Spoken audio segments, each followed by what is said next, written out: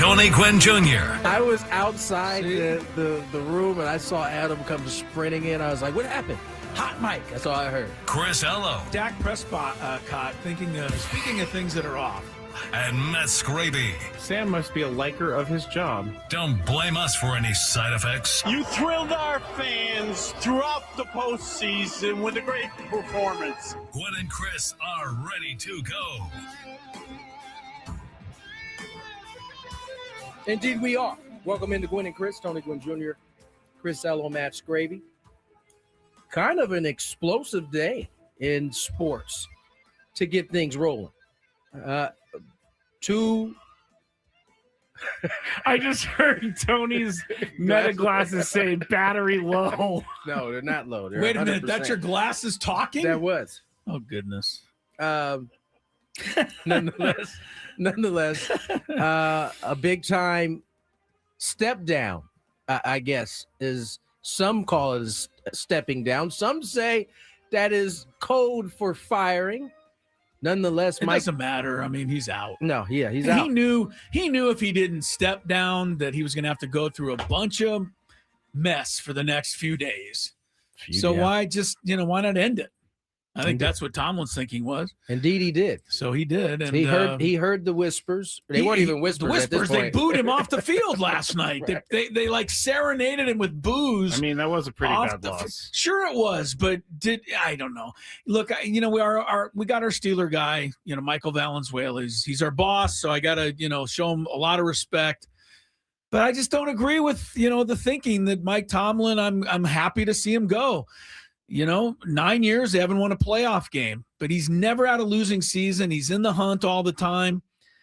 There's something to be said for it in my mind, but look, the Steelers they got what they wanted. The fans got what they wanted. And if they go 6-11 the next 5 years, because they have no quarterback, I don't know what their future is there. I hope it goes so off. So I do too. So you got what you wanted. You got guys Tomlin out. You guys don't see Well, why the 49ers should be firing Kyle Shanahan too. So what? Get to the Super Bowl, Okay, blow stop. the big game every year. No. At some point, He just everybody doesn't loses listen. except for the team that wins the Super Bowl. No? The problem is that he makes the playoffs all the time, and he hasn't won a playoff game in a Yes, while. but okay, let's go to your guy. How long before the 49er faithful say, look, I don't care if I get to the championship game or the Super Bowl and get rolled every time? Will that work forever for you? I love how he added the roll. Yeah, right. I know they didn't really get rolled. Yeah, Those they are haven't close gotten games. rolled in either of Those them. are It's been a close close games. game. But you know what I mean? This is what I'm asking you. So you're good with that? I'm keeping a coach for as long as possible that can get me to the Super Bowl The on a Super Bowl consistent you're basis. good with. All right, but the playoffs, no good. If he goes to 5 straight playoffs and one and done in all of those, Let me ask you. I would be angry. Let me ask both of you guys a question. You'd be angry. Let me ask you both of you guys a question. he hasn't won a playoff game since 2016. Yeah, he's So- not going to. Yeah, so right. He's is- got 9 years without. Is the goal now to find someone that can win you a playoff game? I think the goal now. Is that going to change everything in Pittsburgh? I think the goal now is to reset the program of the Steelers. Okay. And try something new because he's a great coach. He's going to find a job. He's going to coach somewhere. No He's doubt. not a great coach. You just But I said don't think that he's he also been deserved to given get him out of there. resources. I don't Get think him out of there. he's been trying to find a quarterback since Ben Roethlisberger. Yes. Well, I Without the just resource. look. You mean because when you think about it, they got lucky that they were as bad as they were or draft is. Or there was Roethlisberger was just a great pick. I mean, he was late in the first round. Yeah, it was. They got lucky that there was that a he was that quarterback good. there. Right. That And he was that good. Right. But look, I this is my argument over and over again because, we'll start with if you're an Atlanta fan like Adam, couldn't wait for his coach to be fired because they didn't make the playoffs. Miami couldn't wait for the coach to be fired because they didn't make the playoffs. But Pittsburgh makes the playoffs almost every year. Couldn't wait for the coach to be fired. Baltimore not only makes the playoffs, they usually win a game and then lose. So couldn't wait for the coach to be fired. where is it acceptable is what I'm asking you. And you're saying that if you're Shanahan, you get to the Super Bowl every 2 or 3 years and lose, that's acceptable. So I'm just asking what's acceptable. Here's another question. You have to win a playoff game. I just said Harbaugh wins all the time in the playoffs. They couldn't wait to get him out. Do both of you think that all 32 coaches in the NFL are capable of winning a Super Bowl? No. How many? Well, there's at least one that's not, and that's the Charger team. They're out of luck. No matter who's coaching, no matter what, they got no shot. How many Super Bowl winning quarterbacks are there out there? Coaches. Yeah. Well, I think it almost is. It's 12. It's the same number as there are Super Bowl winning quarterbacks, and it's tied to the team's ownership too. Somewhat. You have to. Yes. I think that allows you to put yourself in position. Here's the starting quarterback since Ben Roethlisberger. He last played a full season in 2018. Then they went to Mason Rudolph, Duck Hodges. Then they had Mason Rudolph again, Mason Rudolph the following year, Kenny Pickett, Trubisky, Kenny Pickett, Mason Rudolph, Trubisky, Russell Wilson, Justin Fields, Aaron Rodgers, Mason Rudolph. And you don't think there's anything successful about him reaching the playoffs almost every time with that group of losers? I do. You don't. No, you don't. You're happy. You're not. But Chris cannot be argued with. Yes, I can. No, you can't. You're speaking for the Pittsburgh fans that could not wait to get him out. And I eventually at some point, not every team can win. So maybe every year we ought to just fire 31 coaches. Yeah, we can't talk out of both sides of our mouths, right? Where we say that the quarterback is the biggest reason why you win, right? And then on the flip side, be like, man, you ain't winning, and you got like, there was the names you got, Trubisky. It was some bad Rudolph, players, old Russ Wilson. An older Aaron Rodgers. Justin Fields. I mean, like, he's been in the playoffs practically every time. Look, the Steeler fans got what they want. I agree with Tony. I hope they go 5-12 the next 5 years, and then we'll see what happens. Yeah. Grass isn't always greener on the other side. We'll see. I don't think there's anything wrong with the team. If indeed, wait, hold up. Starting I think fresh. we have the caveat is if indeed this was a forced fire. It may very well could be that Mike Tomlin was like, you know what, I need a break. He needs a reset. I need a reset. I don't know that anyone in the Steeler organization anywhere though came out and said Mike Tomlin's our guy going. That's forward. true. There wasn't. I never heard that. There certainly weren't any. Aaron Rodgers said it would be ridiculous. Yeah, well, Aaron Rodgers doesn't have a say. He can say that because he's not in the. He's not even going to be there next year. 100%. Oh, he's coming back. You think so? Coming back. I think Eric still has. I think he still has some can't game move left. though. He needs a great offensive line. Nor should he have to at this point in his life. And McKee Here's says the it, deal. says it right. Goodness, Elo coming in way too hot for a Tuesday. If you don't like hot, then don't listen to the open. I mean, come on. We're not going to ease into things. I stand with M. McKee. Yeah, well, I know it's rough for your tender ears over there. Salty over there. Here's the thing. You're right about Aaron Rodgers in one respect. Phillip Rivers is a lot better than a lot of the current quarterbacks. And I would think Aaron Rodgers is a slight upgrade over Phillip Rivers at this point. Yeah. So maybe he can still play. It looked bad last night, but that, again, wasn't all his doing. The thing that I respected about it was he knew he was going to get hit, and he was still trying to sit in that pocket. He tried. And they were just teeing off on him, unfortunately. Guys weren't getting open either. He had nowhere to throw the ball. That Houston defense is legit. It remains to be seen whether we can put them in like Baltimore category, and I'm talking Super Bowl Ray Lewis territory, because that's the last defense that I remember. Maybe somebody can think of another one. That's the last defense I remember winning a Super Bowl with just no quarterback and no offense. Because C.J. Stroud fumbled 5 times last night. He was an absolute debacle, and yet they still won 30-6 because of that defense. So we'll see just how good they are going forward. Yeah. No, but that's the big time news of the day. On the baseball side, the Arizona Diamondbacks make a trade for another one of Chris's favorite players, Mr. Arenado. He's overrated. I'm not saying that I dislike the guy. I just think he's badly overrated. Yeah, he's going to be a Diamondback come this 2026 season, and I imagine some Padre fans are like, "What?" And I'm here to tell you that 12 home runs from a third Don't worry baseman are about not it, going to huh? hurt you too much. And he's not even Gold Glove quality anymore. Let's be honest. He wasn't even a finalist last year. Yeah. So they're getting a shell of Nolan Arenado. So good for I will them. agree with that. Oh, Okay. you think so too? He was on my Shell. fantasy team last year. Awful. You wouldn't Oh, want him on a fantasy that's team odd. at this point in No, his career. no. Connected to fantasy. I thought, again, you know huh? what my thought was when I That's drafted how we him judge late? people, Tony. Don't you judge every football player that way? No, what I'm saying is I watched him closely last year because he was on my fantasy team, Yeah, and he's not the guy He's anymore. a below average player. You were not watching Cardinals baseball. I was watching his statistics on a Yeah, daily okay, basis. yeah, okay, let's clarify that. You were like, I was do not watching want to him. watch Cardinals baseball. Yeah, these lovely popping voices. They come from broadcasting live here in the Bill House studios. We know how. Tony Gwynn Jr., Chris Ello, Matthew Skraby. We'll have Charley Hoffman on the show. I need Charlie today. We're gonna get Charlie may want to back out of this interview. No. Because I golfed awful today, and I'm gonna need a. That's what you're talking about. Yeah, I'm gonna need he a texted- shoulder to lean on. I figured that's what it was because it was a Tuesday and that's Chris's golf day, and he just texted us Oh, randomly. that's right. I hate golf. No, That's I said where I that- quit golf, That's Oh. where that came and from. that was only the 5th hole.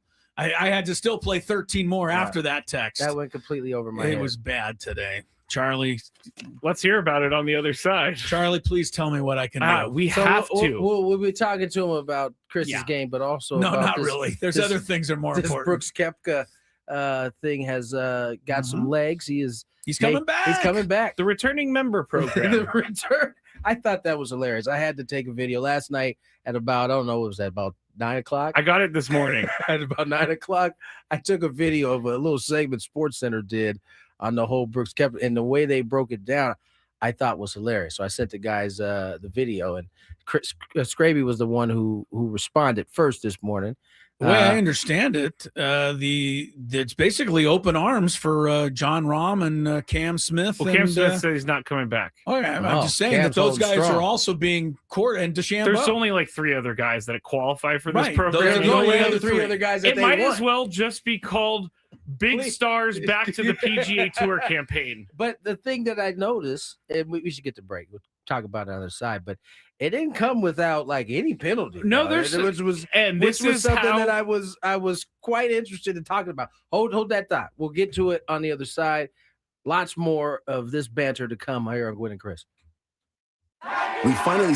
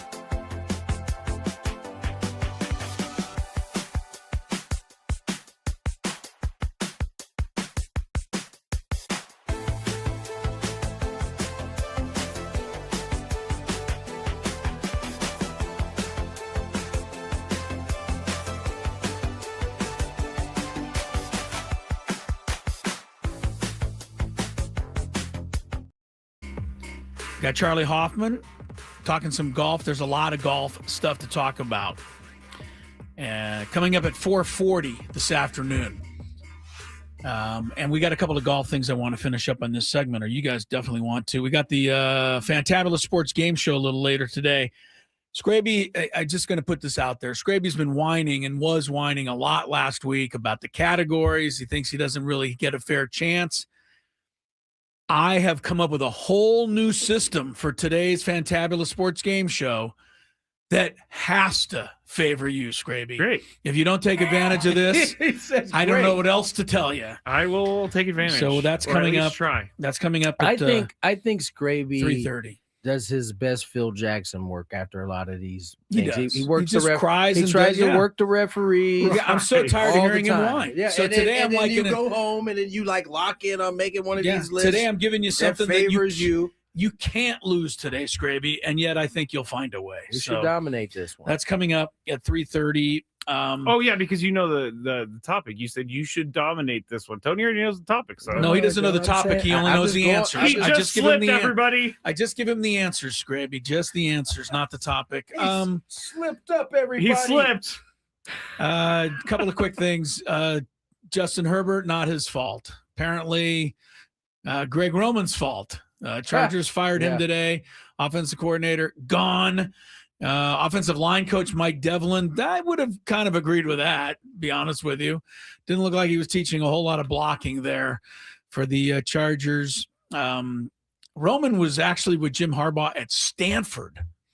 Came to the 49ers with him. So that's like firing an old friend. But Jim Harbaugh, after the game, they asked him about Roman, and he was pretty non-committal. He was more committal today. He fired him today. So that's it for the I'm sure that wasn't easy for him. It really couldn't have been. couldn't You've have got been to easy. have that kind of relationship. And you knew this was going to happen today because the Eagles fired their offensive coordinator, Kevin Patullo. Yesterday, they asked, what was it? The quarterback, Jalen Hurts, what he thought. And he goes, it's kind of there. Yeah, it's not really up to me. Really? Okay. He was doing He had every backflips. chance he could to say, oh, no, he did a good job, and he didn't say it. So that was kind of the writing was on the wall there. So along with Tomlin, some coordinators were let go today.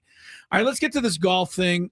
There's quite a few things. You know, Koepka's coming in, and Tony, you talked about it. There's going to be a lot of things that a lot of hoops that he has to jump through.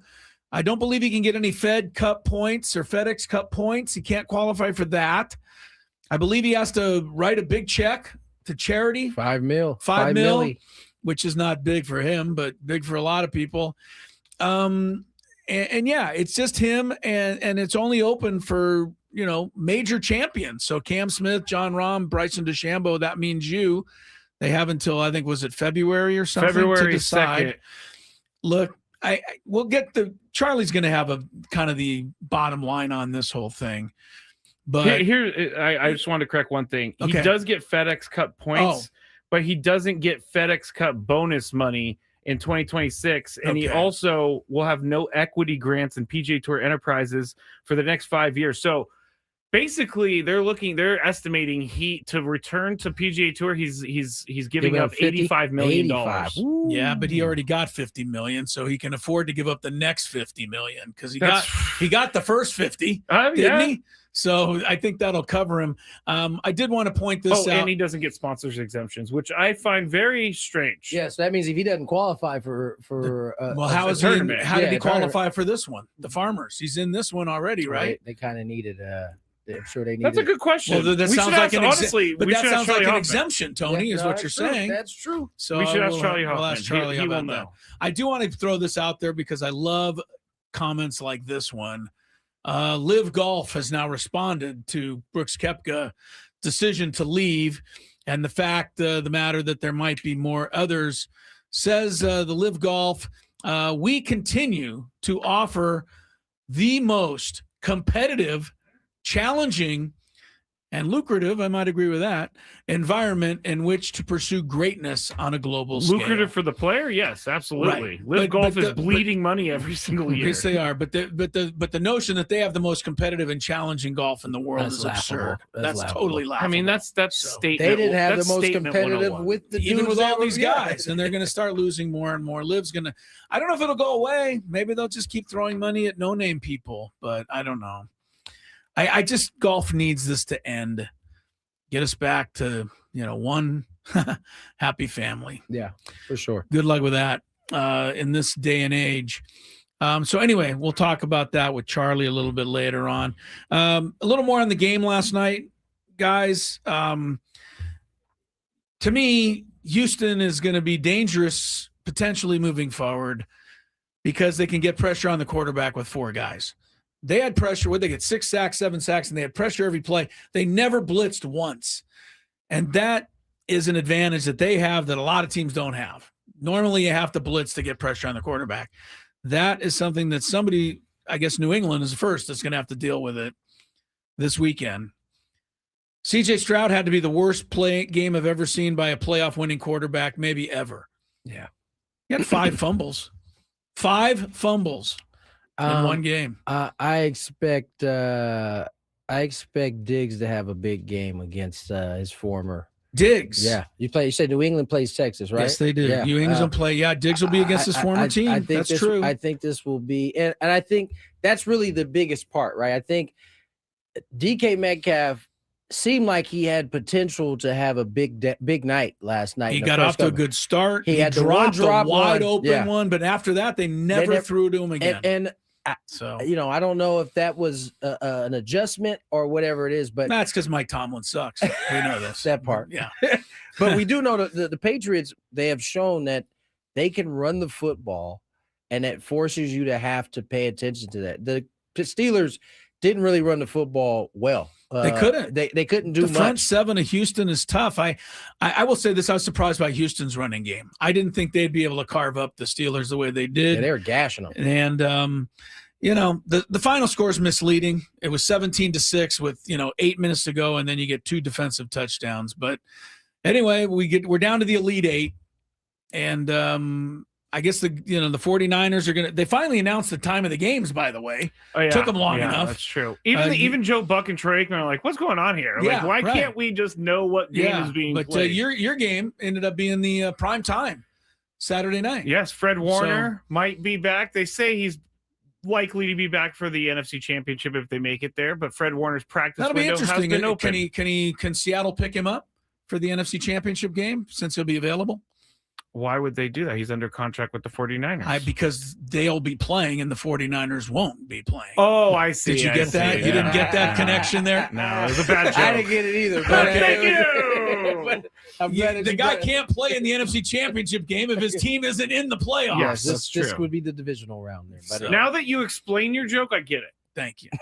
But yeah, that would be good for the 49ers if they get that far.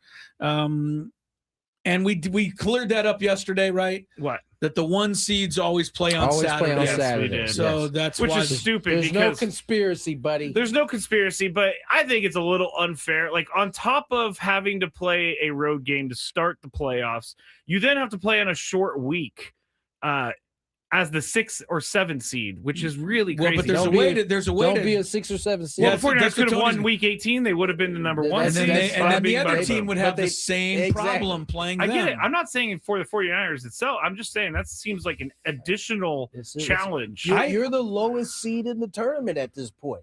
Yes, you should have the worst circumstances.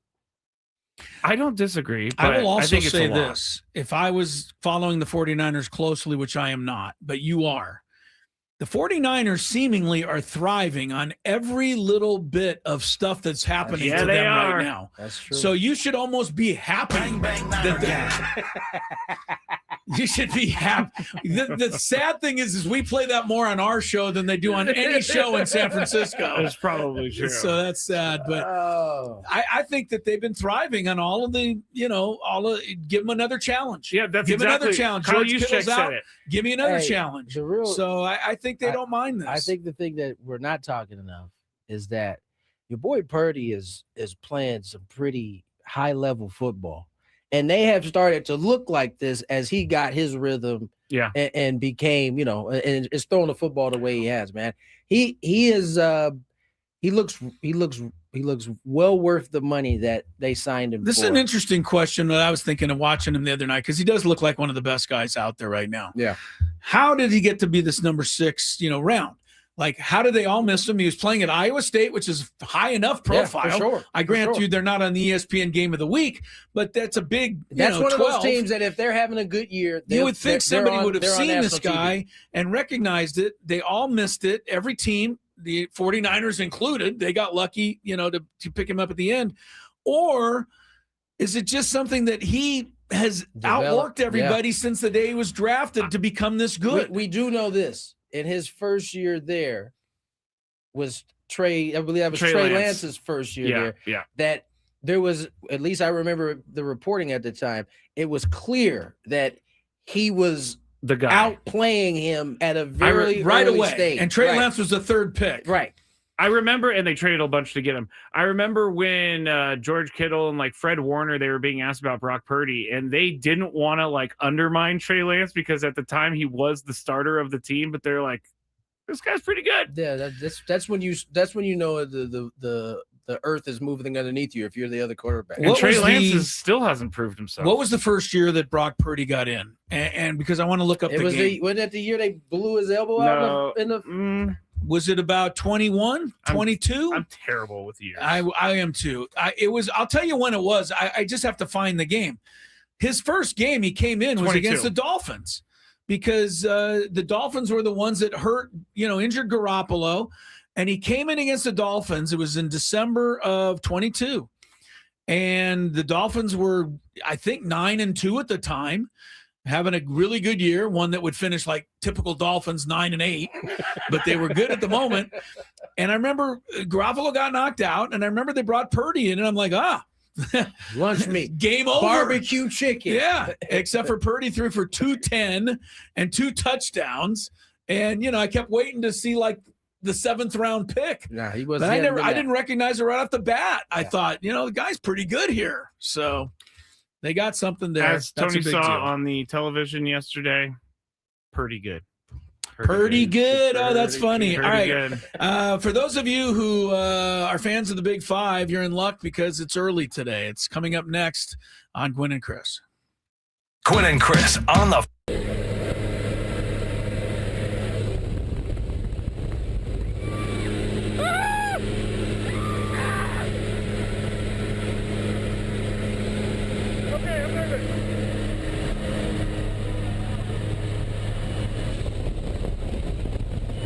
Stay low. Hands on the heart. Stay low.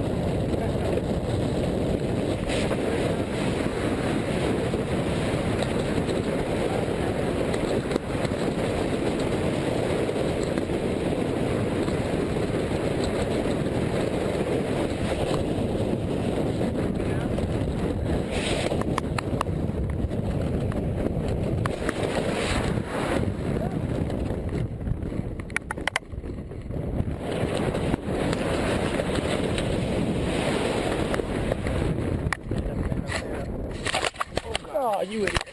Right. Typical tandem student right there. I tried. I wrecked your Tony Gwynn Jr., Chris Ello, Matt Skraby. Big Five coming your way. Some point today, we got to get into this Alex Bregman signing. Congratulations. You played yourself. Yes, we will be playing that multiple times for the Boston Red Sox. The Red Sox faithful. Oh, the Red Sox faithful has an outright great case to be upset with the Red Sox. Oh my gosh. They're too busy though with Patriot faithful right now. They probably don't even notice. Right, so that's bought the them Red some Sox time. screwed up. It's a good thing that the Patriots are playing well because Yeah. it has kind of taken the attention away from the Boston Red Sox. But boy, they sounds like they have royally messed this one up. I actually went because I went deep down the Reddit hole of Red Sox Alex Bregman. that can go deep. And these Red Sox fans were very well thought out. And then it pointed me back in the direction of the Fenway Sports Group. And the Fenway Sports Group, I did not know this. I'm going to explain more in detail on the Skraby Show because I find it fascinating. The money that the Red Sox make goes into a pool for Liverpool's stadium upgrades, for this team to do this on their stadium. So basically, the Red Sox. This is what the Reddit folks are saying. Yeah, and I looked at the official release from Fenway Sports Management, and yeah, everything goes into a pool. And so then they distribute it to whoever is the best at the time, basically. That's crazy, right? Well, Liverpool ain't no good. Who else is that? Well, they just financed the new stadium, like 100 million pounds on this money. Jeez. Nonetheless, we'll get into that a little bit later on. We got a big five. Let's get into it. It's that time of the show when we check on the latest in sports. Only the most important topics and questions are brought to light. Stop what you're doing and listen. These news stories will astound and amaze you. The one, the only, Oh my God, who the hell cares? the Big Five starts now on 97.3 The Fan. All guests on 97.3 The Fan join us on the David P. Shapiro Fan Hotline. David P. Shapiro, criminal defense attorneys helping good people regain control of their future when charged with a crime since 2010. Visit davidpshapirolaw.com. We need to get into it. I'm all over the place with my board running. Number There we five. go. Celtics head coach Joe Mazzulla just lost to the Pacers 98-96 and was extremely difficult in the postgame press conference. Here is Joe Mazzulla with the media after the game. The chance to win, I guess. Take us through the last couple of sessions. Illegal screen. What'd you say? Illegal screen. Illegal screen. Illegal screen. What fell apart to get you guys behind, and then how were you able to get back? Illegal screen. What do you mean by that? Is he going to say anything other than that? Illegal screen. She said, "What do you mean by that?" All right, you get the point. He Yeah, just goes illegal on and on. screen. We got you. Tony, you're up first. Are you okay with this answer? Because it was probably an illegal screen. You think? That allowed them to lose the game. I think Joe Mazzulla thinks it was For It was a moving screen. illegal screen. Am I okay with it? Yes. This is the Boston Celtics head coach looking like a Jack A. And She so, don't mind, yeah. have That's a at good, it. that's a good great answer. look. Yeah, it's a Good great answer look, if you want my to make man. yourself look like a JA. I think that's a good way of putting it, Tony. I mean, it's so rude. You know, the girl, the woman, sorry, the lady asking the question, she didn't miss the call. So why put her through the ringer? She's trying to ask you what happened at the end of the game so that she can put it in her story. I mean, and you you're could- saying you're just giving her that answer. Once you gave it to her, to me, you know, an explanation is warranted. Don't put her. It's not her fault. I'll give you, Do you I'll give agree you, or- the, you know I'll what give I you the mean? first 2-3. Right. But after that- a while, come on, man. And when she says, now, can you she basically says, can you explain that? And he goes, illegal screen. Yeah. Now you're being I don't know if you guys heard whoever's voice in the background say, "Okay, coach, we got it." Yeah, right? yeah. Did they? I didn't hear that. And he's just staring at them like, you guys are idiots. Right. It's like our fault, the media, that we're not just dealing with this okay. Yeah. Anything else on this? I am amazed. You know me, I try to defend the refs, but I'm amazed at how many NBA games come down to, controversial mistakes. They have 3 of them. Yeah. They have replay. Why do they miss so much stuff according to the players and coaches? I mean, listen, I get 2 people and no replay, and I feel like I'm more accurate sometimes in a high school game. Well, listen, I bet you on. I would say that I will to play devil's advocate, I would say that it's probably easier to feel that way when you know that your call is going to be your call. That's right. Yeah, they can't argue it. They can't look at it again. Yeah, there's no going back. But No, I will say agree. this. I will say this. When it comes to these calls that the players are upset with, or the coaches in this case, especially this one, as much as I enjoy the fact that Joe Mazzulla is looking like a JA, right? Can we stop saying that? I just think that. Should we just say jackass instead? I just dumped it. I don't even know, but I just think that, in this particular case, he was right about it being a moving screen, but there's just a better way to go about it. And again, I get the point. Do it the first couple times, third time, but after that, it just became one last thing. Overkill. One last thing. You hear coaches say a lot. It's not consistent, right? In one game, it's called an illegal screen. In the next game, it's not. Well, a legal screen is much like pass interference. It's a bit of a judgment call. Yeah. So guess what? Different officials have different judgment. So this notion to get it, perfectly consistent every time is kind of ridiculous. Yeah. Because these are human beings making the calls. So I think sometimes you just have to adjust. All right. Number 4. The Royal Stadium, Kauffman Stadium, known for being very home run unfriendly, is undergoing changes to become more neutral. The Royals are moving the outfield walls in by 10 feet for the upcoming season, with an official announcement already made, actually. While center field will remain at 410 feet, the power alleys will shorten from 389 to 379, with the fences going from 9 to 10 feet. With the fences tapering in by 9 to 10 feet, almost to the 330-foot foul poles. The wall height, this is why I was confused. The wall height will also drop from 10 feet to 8.5 feet. It was up there. Kauffman Stadium has recently favored doubles and triples, but has been a bottom 5 park for home runs. In 2025, the Royals hit significantly fewer home runs at home than on the road. The changes, however, are expected to benefit the Royals' young power hitters like Jack Caglione and Vinny Pasquantino, a pull power lefty hitter. Why are you making that accent? I don't know. Because I like saying Vinny Pasquantino. Anyway, you guys get the point. Chris, should a park be redesigned to max out their current team? Absolutely. So we can just Within do the this every rules. year?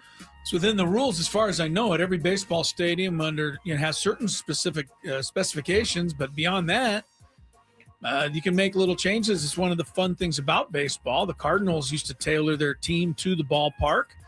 Got to about 3 World Series because of it, if I recall. So I don't have a problem with this. The other teams are playing in the same stadium on a given night.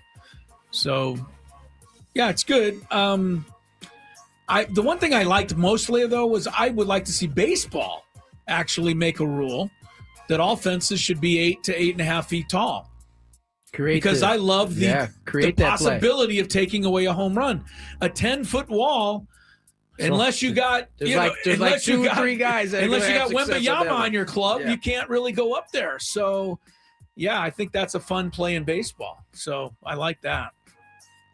Tony, what do you think about this? Should they be able to redesign their field? For sure.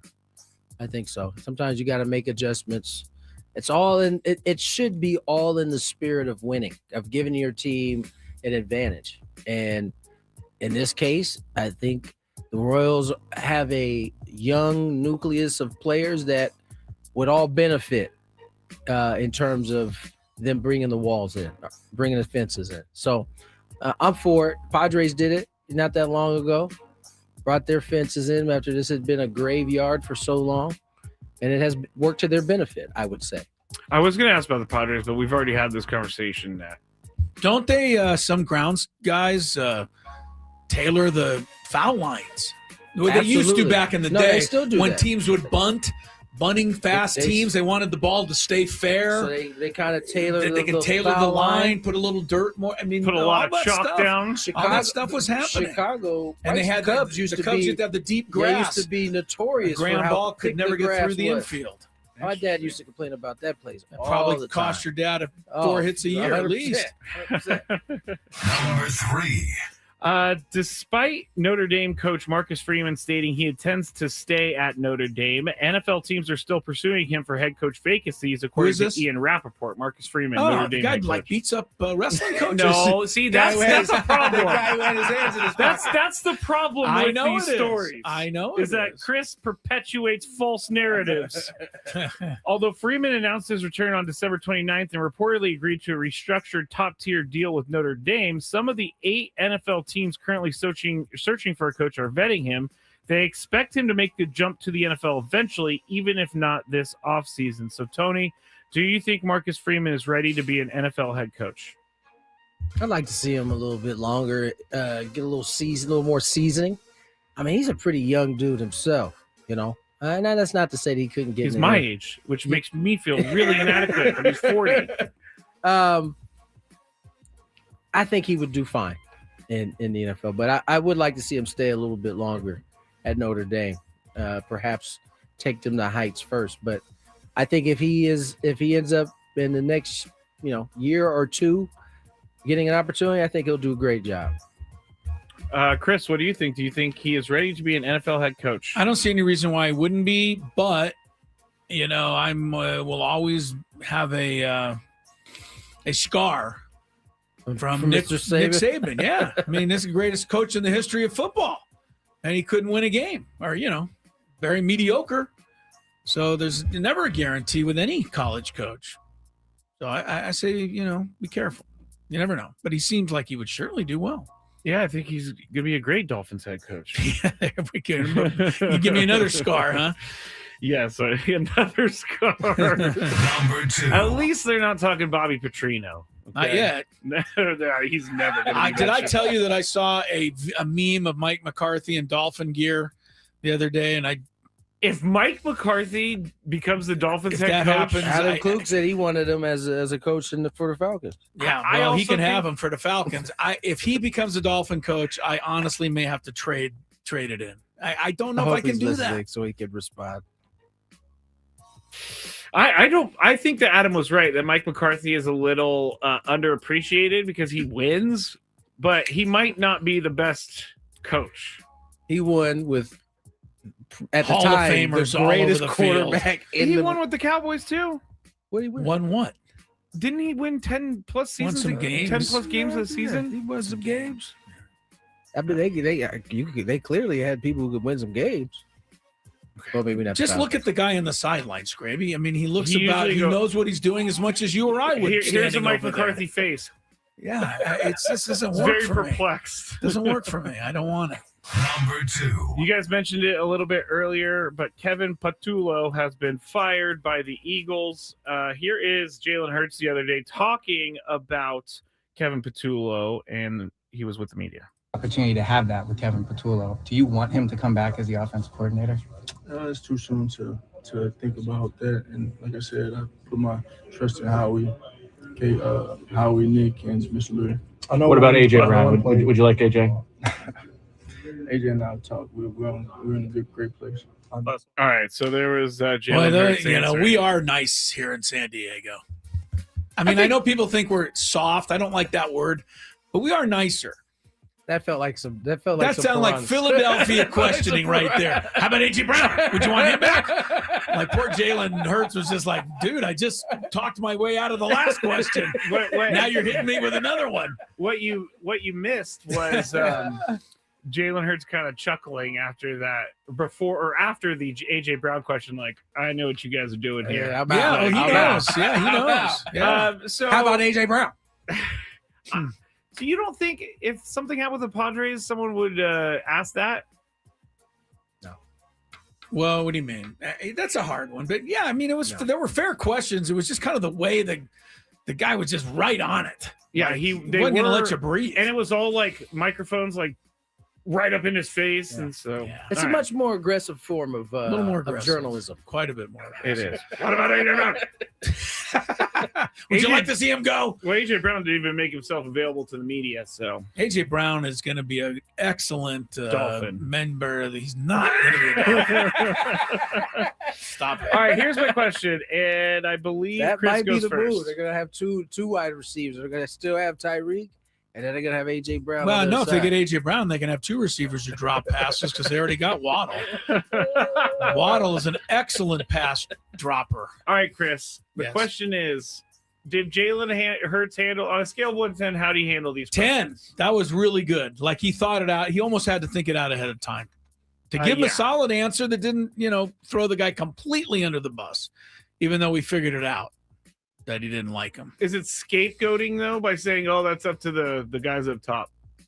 No, it is up to them. It was literally what it accurate. is. Yeah, he's You not don't going to think be the the one guys that up fires top him. care what Jalen Hurts has to No, say about I think Kevin ultimately Patullo? that is overrated. I think they may want to hear their opinion, but they ultimately They would don't- also rather hear his opinion like behind closed doors where he Right. can give him a legit no, I get opinion. that. I Right. get that. I get Right. that. right. So, Tony, scale of 1 to 10, how did he handle this? 11. He was good He on was this. he knew. You could tell he's been in Philly. You could Yeah. tell he knows which way the question is gonna go. he wouldn't have handled that question 7 years ago. Yeah, I don't think so either. No. I don't think so either. By the way, can you get a helmet that fits? His helmet is like, it's so weird looking to me. It's like really high on his head. I haven't paid that much attention to it. Okay. Number 1. Los Angeles Clippers guard James Harden made a three-pointer early in the third quarter last night against the Hornets, pushing his career total to 28,598 points in his 1,187th regular season game. He passed Shaq. Shaq had 28,596 points in 1,200 games, just over, and over 19 years. Harden, it took 17 seasons. So, Tony, where does James Harden stand in basketball history? In terms of ranking, Not ranking, just I like, mean, he's one of the greats. are we going to be like Michael Jordan, LeBron James, James Harden? I mean, there's levels to this. I mean, obviously, Michael and LeBron are like at the very top of the pyramid. Kobe. James Harden. I think then then there's another tier underneath. I mean, not just those guys. I mean, the Kareems, all the older statesmen of the game. And then there's the next tier. I think he's going to be somewhere in that 2-3 tier of greats, which is already a crazy It is crazy. list I'd to like be to on. seen Harden play back in the day, though, when they called traveling if you took a half step to set up your shot. But I think James Harden belongs in the best of the rest of the Hall of Fame category players. And So he's a Hall of Famer, but Yes, for not sure. the the elite. best of the rest. He's not going to be drafted in the first 2 or 3 rounds. It's not Jerry West or Oscar or, the other that Tony mentioned, Steph Curry. But, it's pretty good. He's got an MVP, does he not, Tony? He does. Harden. So, that puts you pretty legit. I think he's He's too legit to quit. he's a Hall of Fame. As a beard guy, he's got a Hall of Fame beard. I don't know anyone that could grow that beard for as How about long as wear he that has. beard for as long as it is? Like It's got 10 to be years. uncomfortable. It is like I can't even imagine that what is it, bird's nest of a beard. It's definitely disgusting at this point. All right, that's it for Big Five. Great job, guys. We got through it in a nice amount of time. Who's on the all beard team for sports? I mean, Harden's I got to did be this there. for baseball. He's named the beard. I mean, but Brian Blackman. Wilson. I always think of Charlie Brian Blackman. Wilson was the original He had a beard. nasty one. Dan Fouts for the old timers. yeah, Fouts had a yeah. good beard. He's He had a strong got he's got a great beard. It's like a Well, now. perfectly manicured beard. Yeah. Who else? Anyway, we'll think about those in the Methuselah. break. Missoula, his beard is ugly. He's got like Missoula's got like the sideburns that can't quite grow into a beard. Yeah, not good. More Gwynn and Chris on the other side. Beard talk, 97 through the fan.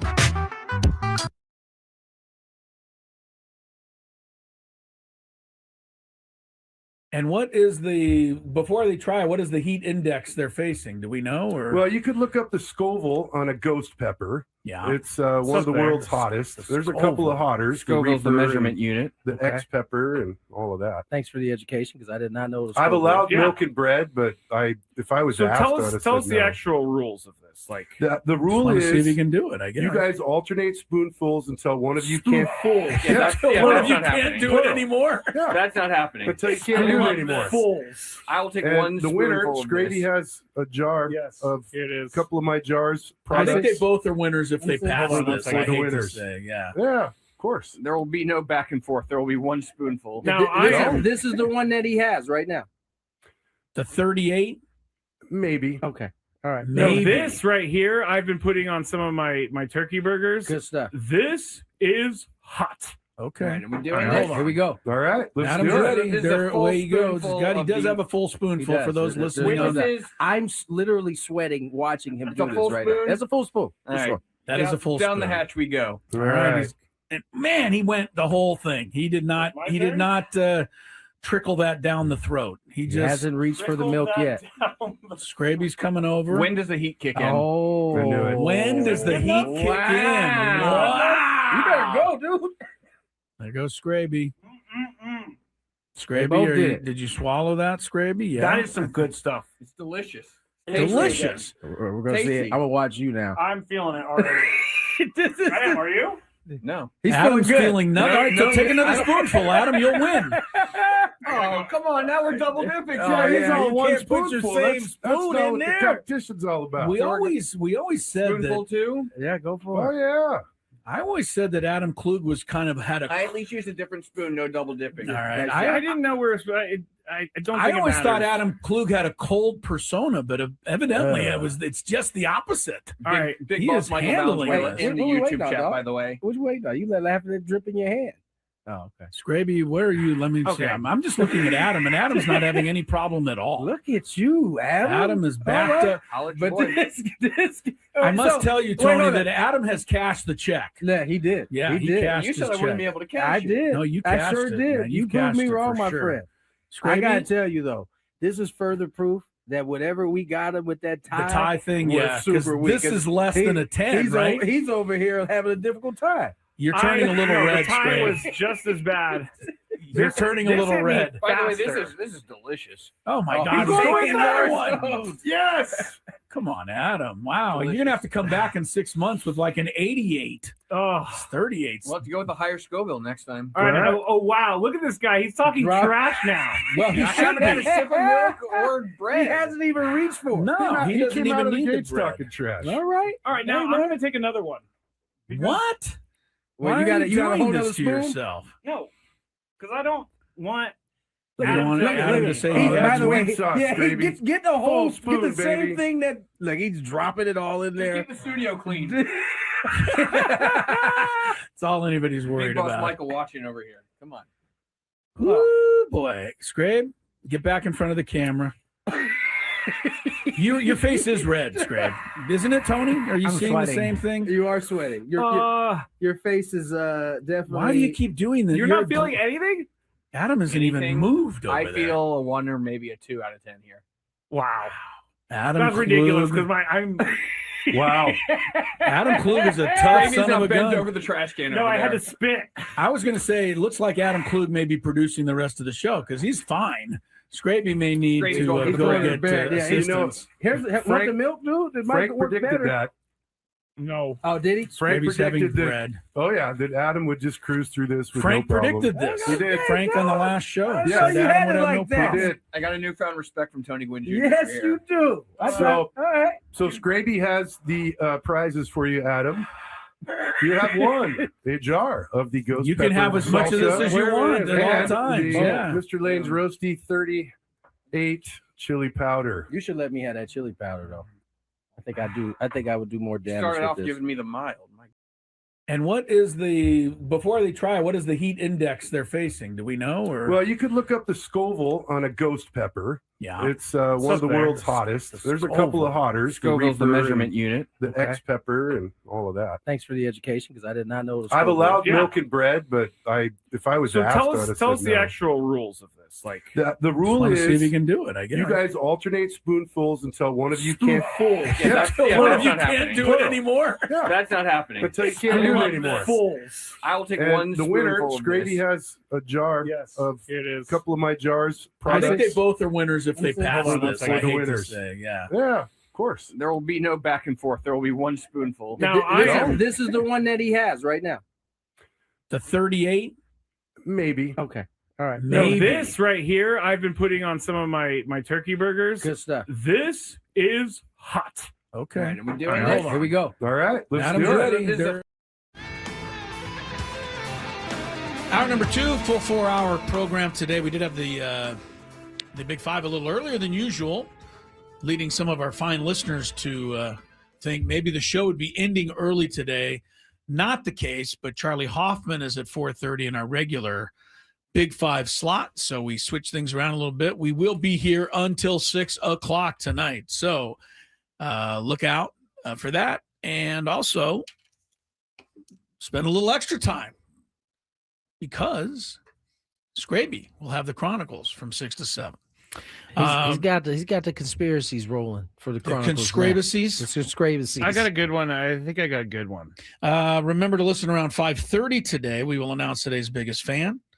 That fan will have a chance to qualify for a night in the Odyssey Suite at a future Padres game with all of us and the fan staff.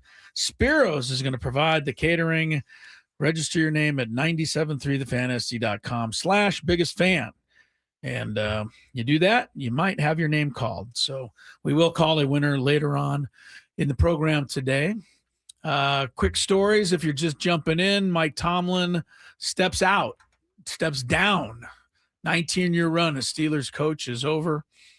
And the big baseball news, Nolan Arenado heading to Arizona to join the D-backs. By the way, Cardinals got back in return $31 million, which doesn't sound – it sounds like stupidity on the Cardinals' part. But remember, the Rockies gave them $50 million to take him the first time around. They made some money. So the Cardinals are still cashing in on that deal, thanks to Dumb Dick and the Rockies. Montfort. Yes, him. All right. The thing is I don't even have to work hard to make fun of Dick Montfort. It's so simple. Low-hanging fruit. Right. It's so simple. All right, we got Daily Gambit stuff. What happened to the Lakers last night, Anthony? I need an explanation as we get into today's picks. Do you like money? I think about money a lot. Do you like money without doing anything? Winning. Do you want to make money while watching sports? I think Washington is immortal luck. Washington! Woohoo! If you answered yes, this is your segment. Just don't blame us when you lose. Nothing is ever your fault. It's your game. Take it. Gwynn and Chris go through the top bets of the day in The Daily Gambit on 97.3 The Fan. Daily Gambit is our daily sports betting segment here on Gwynn and Chris. Please, everybody, gamble responsibly. Chris, you also left out poor Jack Martinez. He was a part of the deal, too. Yes, I could have thrown him in, but he figured other than Mr. and Mrs. Other than Mr. and Mrs. Martinez, I didn't think that would be a big deal to them. So. First bet we made last night, Steelers and Texans, over under a total score of 38.5 points. Chris went over, Tony and I went under. The Texans almost got there. Yeah, couple of more pass plays there. They might have sacked them again for another 6 Yes, points. now a big deal for the Texans. Nico Collins had a concussion last night. A big deal. And they're playing on a short week. Yeah. I was reading this morning that he's in the protocol. Not many players can pass the protocol of 6 days. Yeah. So he's probably not going to play. Christian Kirk stepped up big time. Give him credit for that. He did. And listen, when CJ wasn't fumbling or throwing the ball away, they were fine. He made some nice passes. Yeah, they were for fine when he could hold on to the ball. That defense we're going to see just how good it is, because they're not going to win with any offense, Houston, but they could win with that defense. This game is going to boil down to some coaching, and so your boy Vrabel against your other guy, DeMarco. Well, that should be an easy pickings for DeMarco. Easy for you. D'Amico. That should be easy pickings for D'Amico, Skraby, against the dummy Mike Vrabel. I'm trying to find. We used to have circus music on the board because that's what reminded me of CJ Stroud last night. Like he was the first. I read it. He was the first quarterback to fumble 5 times in a game since Eli Manning did it 20 years ago, and that was not a playoff game when Eli did it. Yeah, CJ Stroud cannot. He cannot move around the pocket. He's very limited. I'm realizing. Anyway, Nico Collins minus 15 on the spread, or DK Metcalf, who had more receiving yards. Nico had 21 minus that 15 is 6. We all went DK. DK had 42 in the first quarter, and then he was nothing. And then Arthur Smith said, "I'm good on DK Metcalf." No kidding, man. That was Mike Tomlin's mistake. Well, there. listen, I got to get. I will say this. That was bad. There was at least 4 plays where was it Aikman and that Aikman pointed out where DK was open or coming open, but there was just no time. Yeah, at least 4 plays. I'm talking down the field. That's one of them we saw. Right. He's getting ready to hit him on, and he's getting hit. No, that's fair. The offensive line did not do it. They were Swiss cheese for those four-man rush all game. Talk about not being able to move in the pocket. Aaron Rodgers used to be one of the best mobile quarterbacks in the game. So I was pointing it out to you when during the pregame. I pointed up the thing. My man on the outside, was it Howard? I'm not sure. For Houston, he was doing these like the jiu-jitsu karate moves. shots with the guy, and he was doing he was doing these basketball moves. Yeah. On the whoever was fake guarding him, That Will and he Anderson, was doing the was exact a good same pickup. thing in the game, and they had no shot. Wasn't that the year they got the 2nd and 3rd pick? Yes, it I mean, was. that changed it all. Yes, it for was. Houston. They got both those guys. Aaron Rodgers, the old saying, what's Father Time's record? Undefeated. Yeah, Aaron's can only move as fast as he can. We've move seen some now. guys get some licks in on Father Time now, but none of them have beat him.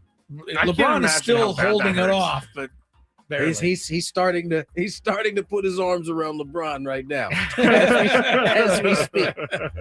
You can see it. Who had more passing yards, CJ Stroud or Aaron Rodgers? We all went Stroud. Stroud had a 20-yard favorite, so he had 250. His total is 230. Rodgers 146. Lakers minus 9.5 against the Kings. We all went Lakers, and we were all very wrong because the Kings won by 12, 124-112. I need an explanation quickly. Without Mr. Schroeder. What happened? They can't make a shot. Lakers couldn't shoot last night. They're once again, I think, last in the league in 3-point percentage. Are they again? LeBron is shooting, I think, his lowest percentage in his career.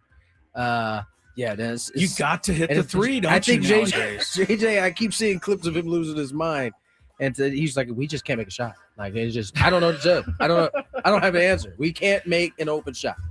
And it's just, well, here we are. That's the NBA too. That's a big problem. So it's a make or miss league. It's drive and kick. I mean, you got to hit those now in the NBA. But they still have a good record for a team that can't make a shot. They do. Next one, points plus rebounds plus assists, Kawhi or LeBron. Chris and I went Kawhi Leonard. Tony went Bron. Kawhi had 35, 5, and 3, and he was also a 1-point favorite, so he had 42 total. LeBron had 22, 4, and 3, so he had 29. So it was Kawhi. Kawhi was finally, a big night. Yeah. Colorado Avalanche minus 1.5 against the Toronto Maple Leafs, and we all went Avs. Leaves win 4-3, so we lose in OT. So the Colorado does not get credit for a regular loss. They still only have 4. Okay, on the season. All right, let's get into today. Real quick, if you didn't hear the odds for the weekend, and by the way, the Denver-Buffalo game is the first game, Saturday at 1:30. Denver's 1.5-point favorite at the moment. Your game, Skrabe, 5 o'clock Saturday night. Seahawks by 7.5. Again, belt if to I'm behind. If I'm the 49ers, I'm putting that up on the board, man. They've been responding to it. Sunday, they're going to love this. I love it too. Sunday at noon, Patriots by 3 over the Texans. 3 might be the over-under for that game. Yeah, no kid. And then the last game will be Sunday at 3:30. Sorry, 3:30 our time. Rams at Bears. So that's the schedule. Rams favored down the road by 3.5. Here are the games tonight. Second-ranked Iowa State, still undefeated, I believe, in college hoops. 3.5 at Kansas. Kansas is not even ranked. Remember the last time that happened. So the question is, do you really believe in Iowa State? Can they go into Kansas and win? Start with you, Tony. I don't think you've started for a while. Iowa State by 3.5 at Kansas. I can give you. Yeah. Give me Iowa State. You're gonna take the Cyclones. By the way, it was so funny when people were like, Brock Purdy has never thrown in windy conditions. He might not be. Oh, you wanted to get this take off right now? Well, I just remembered. Well, I said Iowa State, so I was all Cyclones. excited again. Right. But the Cyclones, it's like, dude, the guy played at Iowa State for his entire career. It's windy in Iowa, okay? Iowa State is undefeated, 16-0. They got a good point guard. He's Kansas is 11-5. I'm going Iowa State. All right, I'm going to go Kansas for one reason. I'm looking at Iowa State's record. They're 16-0. You know how many road games they've played this year? 2. That's it. So I think at Kansas, they're not going to be ready. I'll take Kansas. New Mexico, 7.5 over Grand Canyon. It's a Mountain West game. By the way, New Mexico's coached by our guy from UCSD, right? Yes. He went up there and took all his players. Eric Olson. How's he doing? 13-3 is how he's doing. Nice job. And he's coming here Saturday with New Mexico to face the Aztecs. Bring it. He took all his players up there. He's doing quite well, or down there, whether you want to call it. They're favored over Grand Canyon by 7.5 tonight at the Pit, Skraby. I'm going to go... Grand Canyon's also doing okay, 10-5. This is weird. I got a Grand Canyon guy in the room with me. Can I pick against the Grand Canyon? He is a homer. He's wearing gear. Grand Canyon wearing gear. Not today, but yesterday. I'm going to go New Mexico. Going with UNM. With the Pit. The Pit is tough. Yeah. I don't know that Grand Canyon's ever been to the Pit because it's their first year in the league. So I will say the Pit beats them too. I'll take New Mexico, but I don't feel great about it. I will also take New Mexico. Oh, The Pit is. By the way, we don't go to the Pit this year, so Good. I have no more. No, but that's it. They're out of the league. Oh, so I'll never get to go to the Pit again. Yeah, I'm saddened by that a little. Not a lot. I never got to but see a game in the Pit. I got to go in the Pit. It is. It's pretty cool. It's deep. Sure. It's deep down there. It's deep. It's well named. St. Mary's 6.5 at San Francisco. Your underdog at home, Skrabe. The Dons are 4-2, 8-1 at home, but St. Mary's is St. Mary's, and they're 16-2 overall. They've won 7 in a row. The Don Stadium is like La Costa Canyon's high school gym. I'm not kidding. I'm going to take USF 8-1 at home. Wow, you have more faith in that. Getting 6.5. I'll do USF too because they're my school. You went out of order, Tony. That's a penalty for you. Give me the Gals. The Gales, St. Mary's. The Gals. All right, here's an interesting NBA game. I know we're going a little over. Sorry. OKC at home, 9.5 over San Antonio, the team that has already beaten them 3 times this year. Going for the 4 sweep. I mean, that is pretty hard. Last time they'll face each other this season. OKC is 33-7, but they're 0-3 against the Spurs. And the odds makers don't care. The odds makers make OKC a 9.5 point favorite, Tony. Who do you like? Oh, man. Yeah, I'm gonna say they can't beat them 4 times. Can't beat them again, he says. I'm gonna go OKC in this one. Okay. How many points they give? 9.5. It's a lot. Yeah, give me the Spurs. He's changing up. Spurs. I'm gonna go with the Wembies. The Wembies? Yep. I got to go with the Wembies too. They obviously have something figured out. Lakers are home to Atlanta tonight. We get back to back. Yeah. Oh no. Hawks. But we are. Playing. Yeah. No. He said that. Because it's back to back. I guess that's why Atlanta's favored by 2.5. Yeah. What? It's at LA, but Atlanta's favored. That's so weird. Skraby. Hawks. Adam Klug's Hawks. This is maybe a bad thing to admit on a sports radio show. I couldn't even tell you one player on the Hawks right now. I can only tell you one, CJ McCollum, because they just traded for him. And I do know when they who sent he is. Trae Young along. Trae Young was the only one I knew, so I'm going to have to go with the Lake Show. Lake Show at home, getting points. The Lakers got to win this game, Tony. Sorry, I'm taking Lakers. Tony, you can't pick against the Lakers. Don't apologize. Yeah, take the Lakers. Yeah, one more for the Lakers. DeAndre Ayton. Wait, what did you choose, Tony? We all took Lakers. Come on now. Don't be silly. Not SGA. DeAndre Ayton, 14.5 points over under. I only did that, Tony, because I want to check in with you. How happy have you been or unhappy have you been with DeAndre Ayton so far this year as you watch most of their games? DeAndre has started to rear his ugly head at times.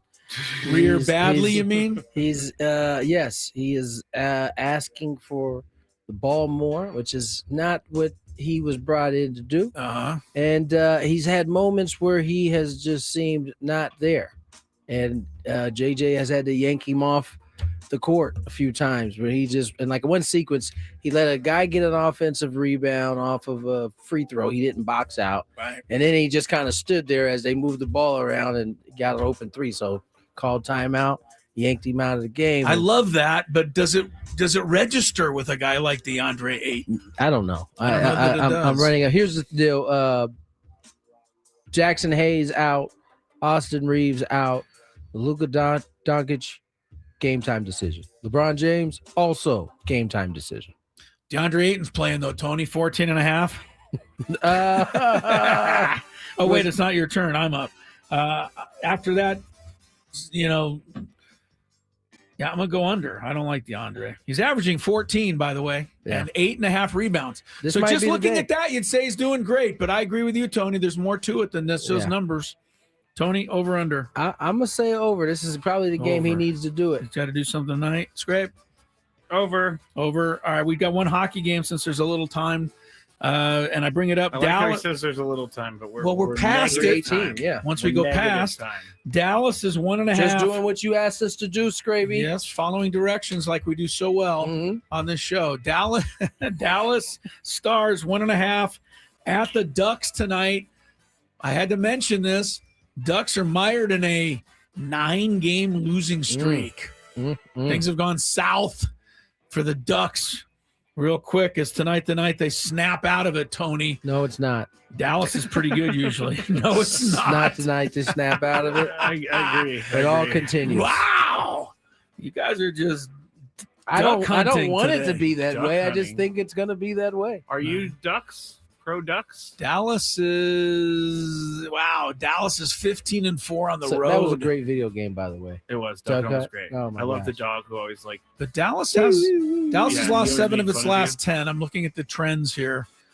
So the trends say Ducks snap out of it tonight.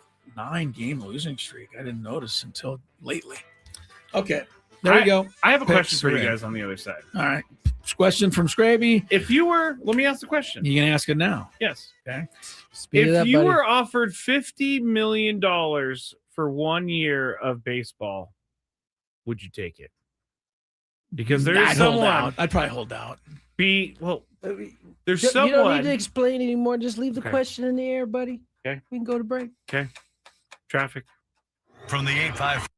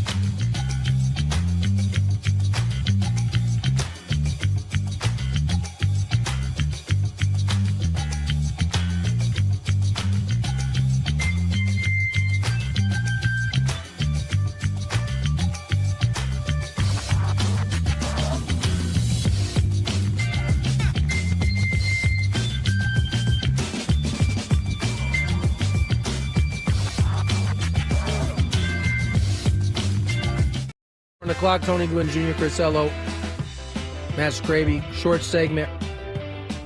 Last one went a little long. Skraby cuts his eyes at Chris. Your question before we went to break. Yes. If someone offered you $50 million to do something. And you're a professional baseball player. You're already a professional baseball player. Right. Yeah. Would you take it? Especially if I was hurt the second half of last season and couldn't hit the ball out of the infield. And now I'm being offered $50 million. And Kyle Tucker was as great as any player could be, but once he broke that hand, Tony, it was he was an easy out. And that's what Robert Murray is reporting, that the Mets are offering Tucker $50 million a year in their bid, but we don't know how many years or anything. They aren't the only team. I also saw the Blue Jays as another team that has an offer out to Tucker at that kind of money, short-term deal. I say let the Mets do it and burn themselves down again. Is this guy going to keep spending money? Like, just keep spending money. I don't think this is as much of a risk. It's 1 year. Well, we don't know that. It says 50 mil a year. So maybe wouldn't short term? You telling me they're going to give him 2 years, 100? I don't think so. Does that mean if Tucker goes to the Mets, then they can say sayonara to Juan Soto, both right fielders? I can't fit them both in there. I definitely thought about that. Where else can he play? Well, I know Juan Soto's not going to change positions. Juan Soto's going nowhere. Right. So Kyle Tucker's moving. Probably. Didn't Juan Soto? But you know what? Juan Soto. Wait a minute. Soto played some left field for the Nationals. Tucker played a little. He played a little first base at one point, I believe, for the Astros. Can't see that. He says he can't see that. I would tell Soto, you go where I tell you, and just to figure that Soto, being the team player that he is, will be happy to volunteer. Soto is going to do whatever necessary to help his team win. You know that, Tony. Around him.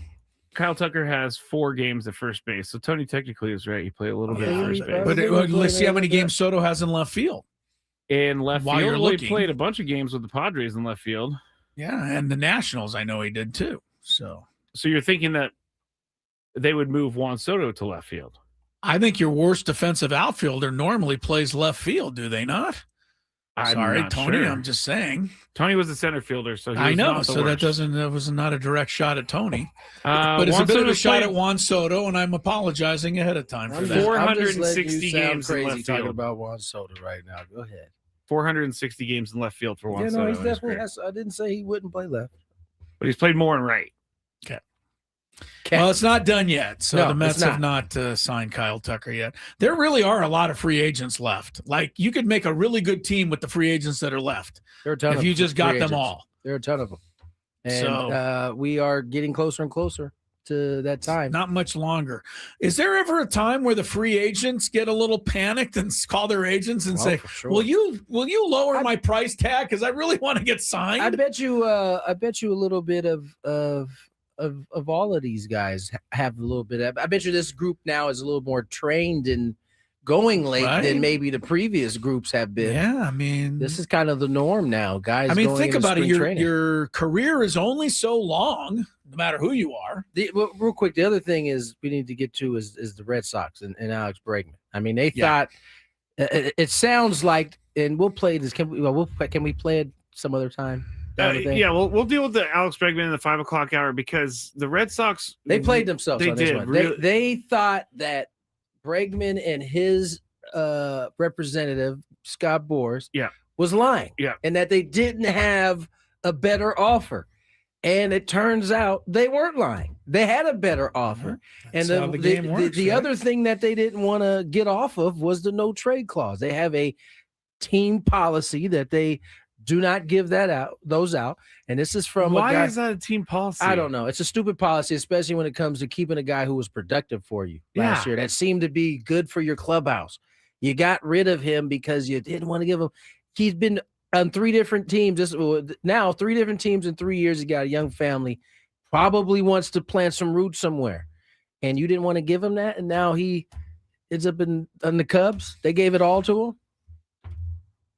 Yeah, that's pretty stupid. If I'm a Red Sox fan, You traded Devers after a year after signing him because you said was making too much money. And you wanted to move positions, and now you could actually use him again at third base. You could use. They don't have a third baseman all of a sudden. Yeah, I mean it's a bad deal. That's the wildest part is that they treated Rafael Devers last year pretty poorly when they came out and they said, "Hey, by the way, we don't want you to play third It's base." almost like they set him up. To do something. And then he gets traded, and now they need a third baseman. Yeah, which is Devers hilarious didn't to even me. play third for the Giants ever. No, Play a lot of first. Because he got Matt Chapman. Yep.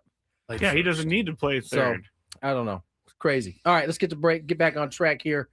When we return, Fantabuloso. Skraby has had his game rigged. There is a wrinkle win this in the is. game today that should favor Skraby. Let's see. You gonna give me the answers? The more Gwynn Chris on the other side. Coming up on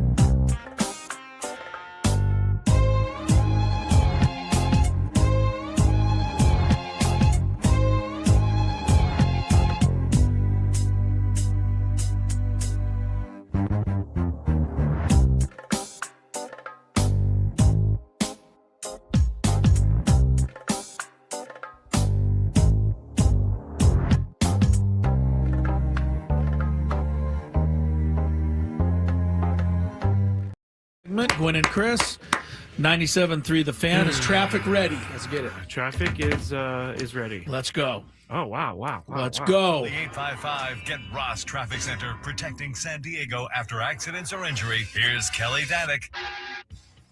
Traffic is brought to you by Valvoline Instant Oil Change. Just a few problems here, guys. One of them is this two-car collision on southbound 5 near the 54. It's in the center divide. Also, watch out for a bumper in the slow lane, southbound 125 near Hamishaw. Eastbound 56, accident just before the 15. Couple cars involved there over to the right shoulder. New year, new goals. Start with your car at Valvoline Instant Oil Change. A fast oil change and essential maintenance checks help keep you moving into the new year. Check it off your list. Visit SoCalOilChange.com. Valvoline Instant Oil Change. Ready when you are. I'm Kelly Danick with Gwynn and Chris, San Diego's #1 sports station, 97.3 The Fan.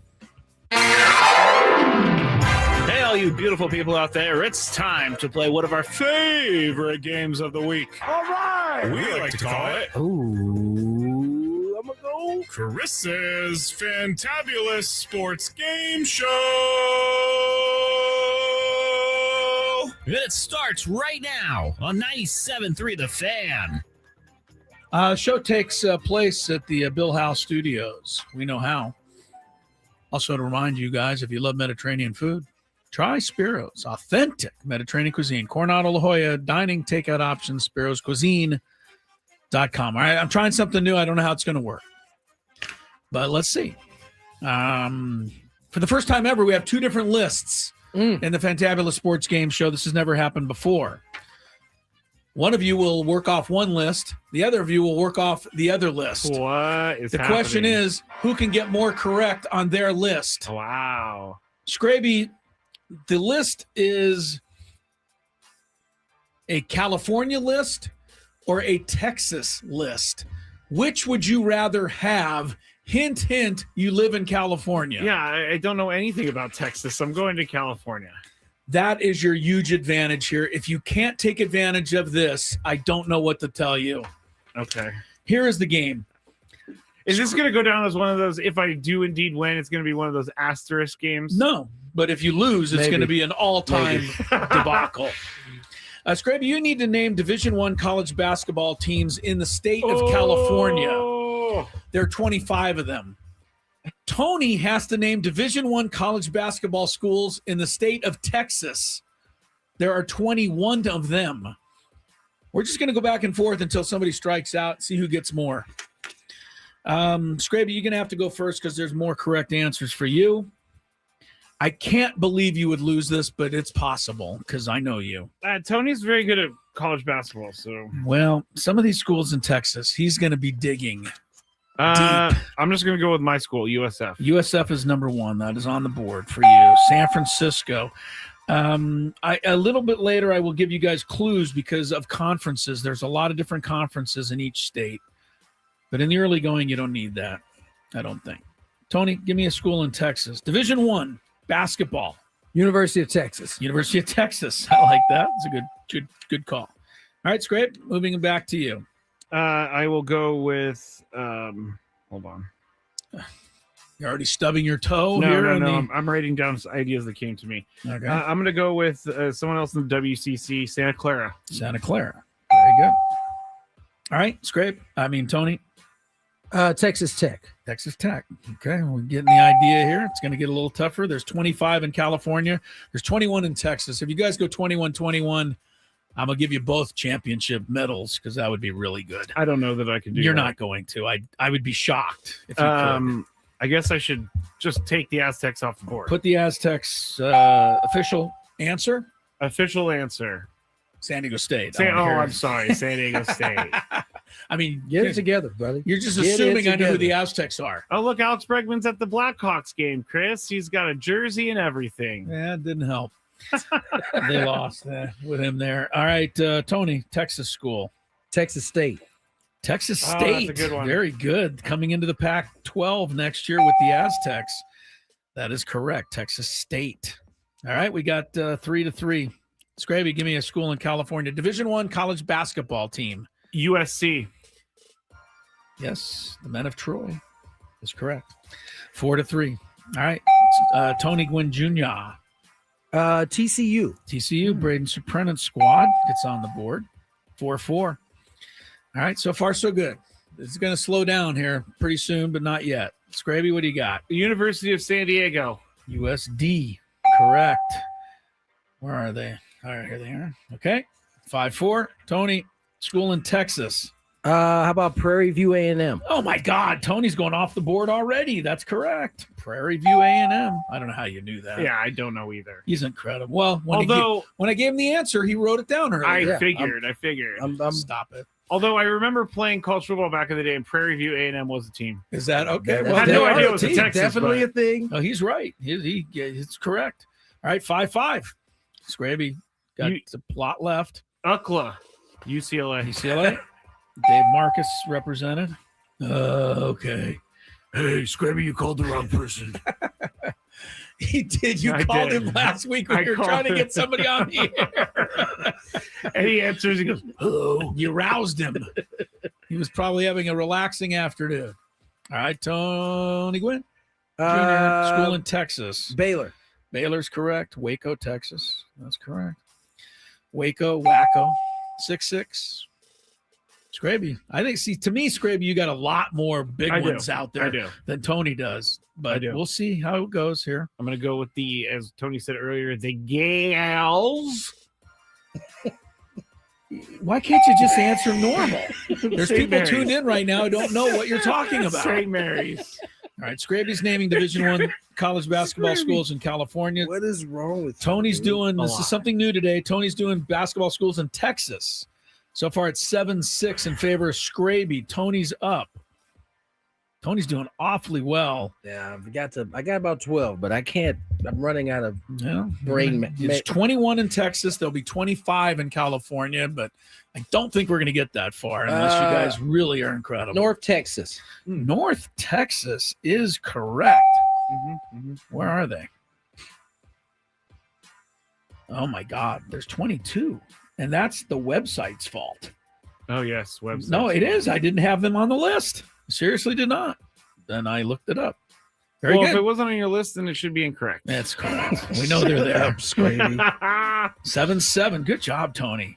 All right, 7-7. Tony hits with North Texas. Why did I not have that one? I'm upset. I was accepted to this school. I almost went to this school. Loyola Marymount University. You know, that's cheating for you, Skraby, because you have been accepted almost every school in America. Doesn't that tell you something about me that I'm a good student? Not really. All right, 8-7. Tony's up. Schools in Texas. How about Division I college basketball team? How about the University of Texas San Antonio? UTSA, I was otherwise known as you're gonna say that UTSA. That is right. UTSA. UTSA. Correct. 8-8. All right, you guys are going good. Skraby, California school. I'm going to go with Fresno State. Fresno State. Very good. Okay. Tony Gwynn Jr. Got still got a few big ones left for you, Tony, before you have to really start stretching. Houston, correct. 9-9. Skraby, California school, Division I. I'm going to go with UCSD. All right, that's correct. Tritons. 10-9. Skraby. You guys are about halfway through the list. Tony's doing Texas schools. He's doing awfully well, I would say, but he may dry out before Skraby does here. Out of steam.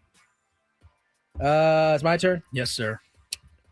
Texas A&M. Texas A&M. Yes. What does A&M stand for? Anyone? Agriculture and mining. Military, I believe. Could be. I don't know. We've done this before. Oh, we did do that before. You're right. I think it was mining. we both said the same thing. No, I think it was mining. I think it turned out to be mining. I don't know. We'll look at it. I think it's because my cousin is a petroleum engineer and he went to Texas A&M. All right. Go ahead, Scrib. 10-10 game. Pepperdine. It originally was agricultural and mechanical. Yeah. And today, oh goodness, I don't have time to dig it out. Isn't that one crazy school? Pepperdine. Who'd you say? Pepperdine? Yep. Okay, Pepperdine's correct. The Waves. 11-10. Tony, schools, Division I schools in Texas. And I'm going to say you're kind of at it now. You got one school that I consider to be pretty big left. The rest are going to be You're going to have to really be good. Rice. That's the one. Wow. That's the one, Rice. In the city of Houston, right dead Sardis center. I've of even Houston. heard of Rice. Yes, I know. All right, Skraby, this is why you should win, because there's still some really big name in California. Yes. I can't see you losing this today. I went past this school during our holiday break. I drove past UC Davis. God, he's pulling out some crazy ones. That's correct. No strikes yet for either side, but Tony's really, if you can keep going, Tony, I'm already impressed. You're looking for Division I college basketball schools in Texas. I have one more trick. Okay. But I'm not sure. Is the University of Incarnate Word in Texas? It is, and I've been there. It's in San Antonio. Very good. Incarnate Word. That's my last trick one. That's your last trick one. All right. Skraby still has big ones left. This is almost too unfair. Anyway, go ahead. Too unfair. Yeah, I'm going to give you credit, but he's got really difficult ones left at this point. I mean, this Skraby's is the got big problem. ones. Is what? Say that again, Chris. You got big ones. I'm just trying to think of teams that San Diego State has played. Let's go with Cal State Bakersfield. Yeah, that's not even one I would have expected you to get. That's correct. Oh, wow. 13 to Okay. 12. Cal State Bakersfield is a Division I. Bakersfield. Bakersfield. Tony Gwynn Jr., I'm going to give you, this is the best I can do for clues for you, Tony. You have 5 teams left that are in the WAC. You have 3 left in the Southland Conference. I got a few. A few. You got 1 in the SWAC, and you got 1 in Conference USA. Go. All right. UTEP. UTEP. Oh, yeah. Another one that they didn't put on the list. Yep. I am really upset. The list I looked at was faulty. You're up to 24, Tony. I mean, total. Because there's 2 now, UTEP and North Texas, that weren't even on the list I looked up. I'm upset. All right, still going. Schools in California, 13-13. Skraby. Yeah. San Jose State. God, Skraby's doing way too good. Tony, you're battling gamely here. Maybe come up with some more that I don't even have. Is Lamar? Lamar, they are. Lamar Jackson does not have a college, okay? Lamar University or University of Lamar, whatever it is. Tony's pulling out these I got 2 left. crazy ones. I got 2 left. There's 0 chance I would have ever guessed Lamar. They played the Aztecs this year. They're in Beaumont, Texas. Right. They're in Beaumont, Texas, Lamar. Indeed, they did. Tied at 14. Skraby's doing well, though. He's not showing any weakness here. Skraby, there are still 11 left in the state of California. What? You don't have any strikes yet. What about Cal State Fullerton? Yep. Easy pickings. I hate you, Skraby.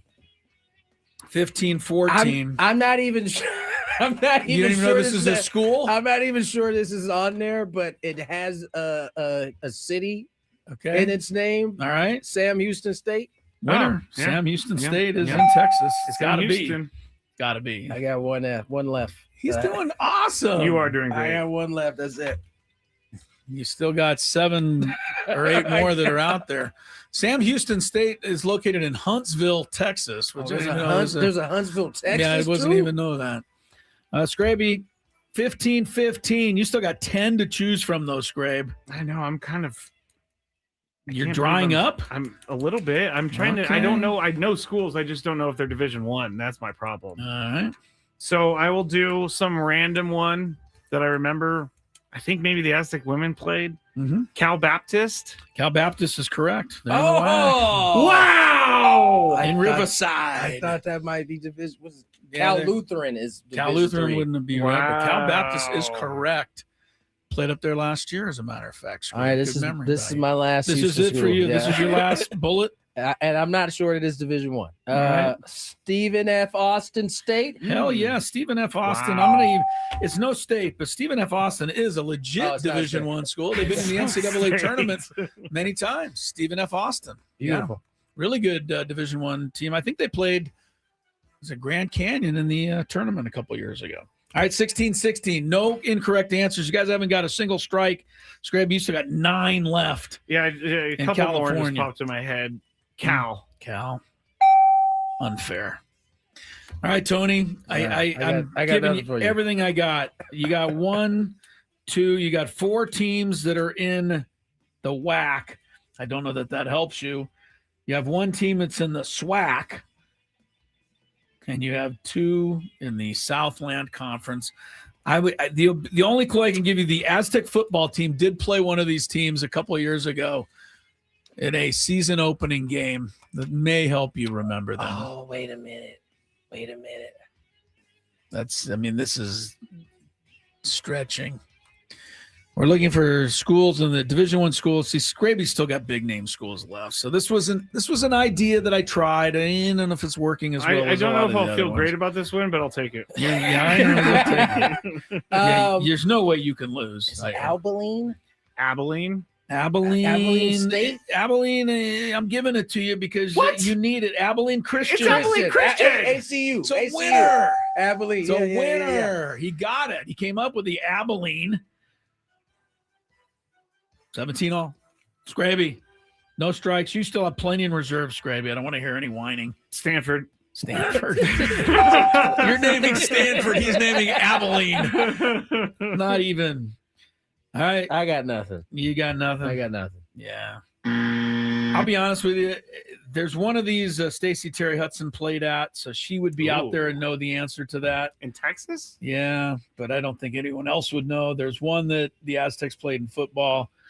The other Corpus Christi, is that a D1? Texas A&M Corpus Christi. Yes, they became Division I this year. He's buzzing you. Skraby, give me one more to clean it up, and we're gonna just call it a game. Oh, which one do I choose? Yeah, this was unfair today, I must say. I thought maybe you would box this up enough to keep it close, but you just didn't. He attended every school, so he's right. I know. I thought he'd box this up a little bit and it'd be closer. I did not box anything up. Yeah, you normally do. What about? And I hope I can name one out of the next 3. University of the Pacific. Yeah, or just Pacific. University of the Pacific. Yeah, it's UOP. No, it's UOP. UOP of the Pacific. Yeah, it's close. I gave you Abilene no, it's Christian. Not Pacific University. It's University of the It is Pacific. UOP. No, it's University of Pacific. Well, okay. The others in Not California, the for those screaming out there: Cal Poly, Northridge, Long Beach State, UC Irvine, UC Riverside, and Sacramento State just got in Division I. The ones in Texas that Tony didn't get. Texas Arlington is where Stacey Terry Hudson played.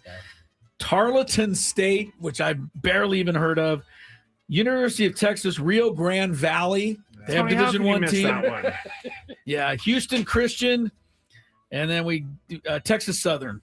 Otherwise, Tony, you were really good too. It was a thought. I tried something definitely. new, so. I like trying new things. Tried new things. I don't didn't always necessarily work. know I feel great about the win, but You played the music, didn't you? Yeah, he did, and he was buzzing. Barely. He was buzzing me and all. Yeah, he's feeling it.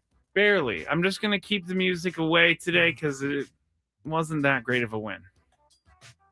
It's like the Patriots season. Well, we'll see. Shout out. Bunch of wins over bad teams. All right, we got Chris vs. the Fans coming up next. We'll get back. I think we're playing it the real way today. We're not doing anything different. So call in 833-288-0973.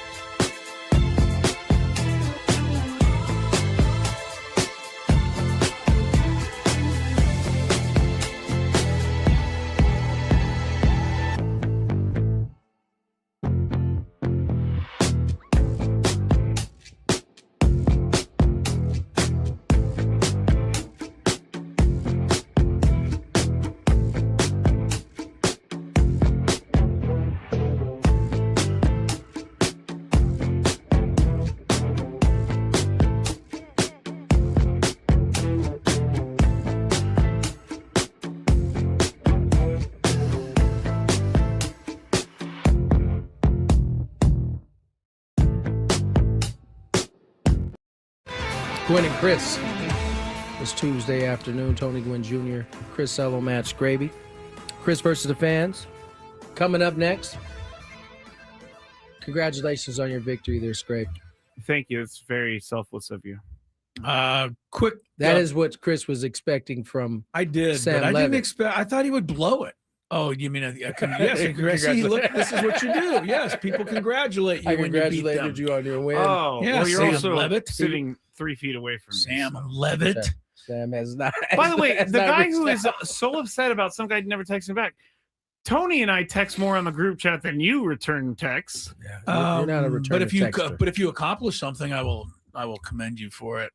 By the way, Sam Levitt, the quarterback, is going. That's got to be maybe a subject for further review. Can we rewind on that real quick? Because Sam Levitt was the quarterback in tow at the LSU basketball game, sitting next to Kiffin when that report came out that, and people were making jokes that he's on the phone with the actual other quarterback from Washington.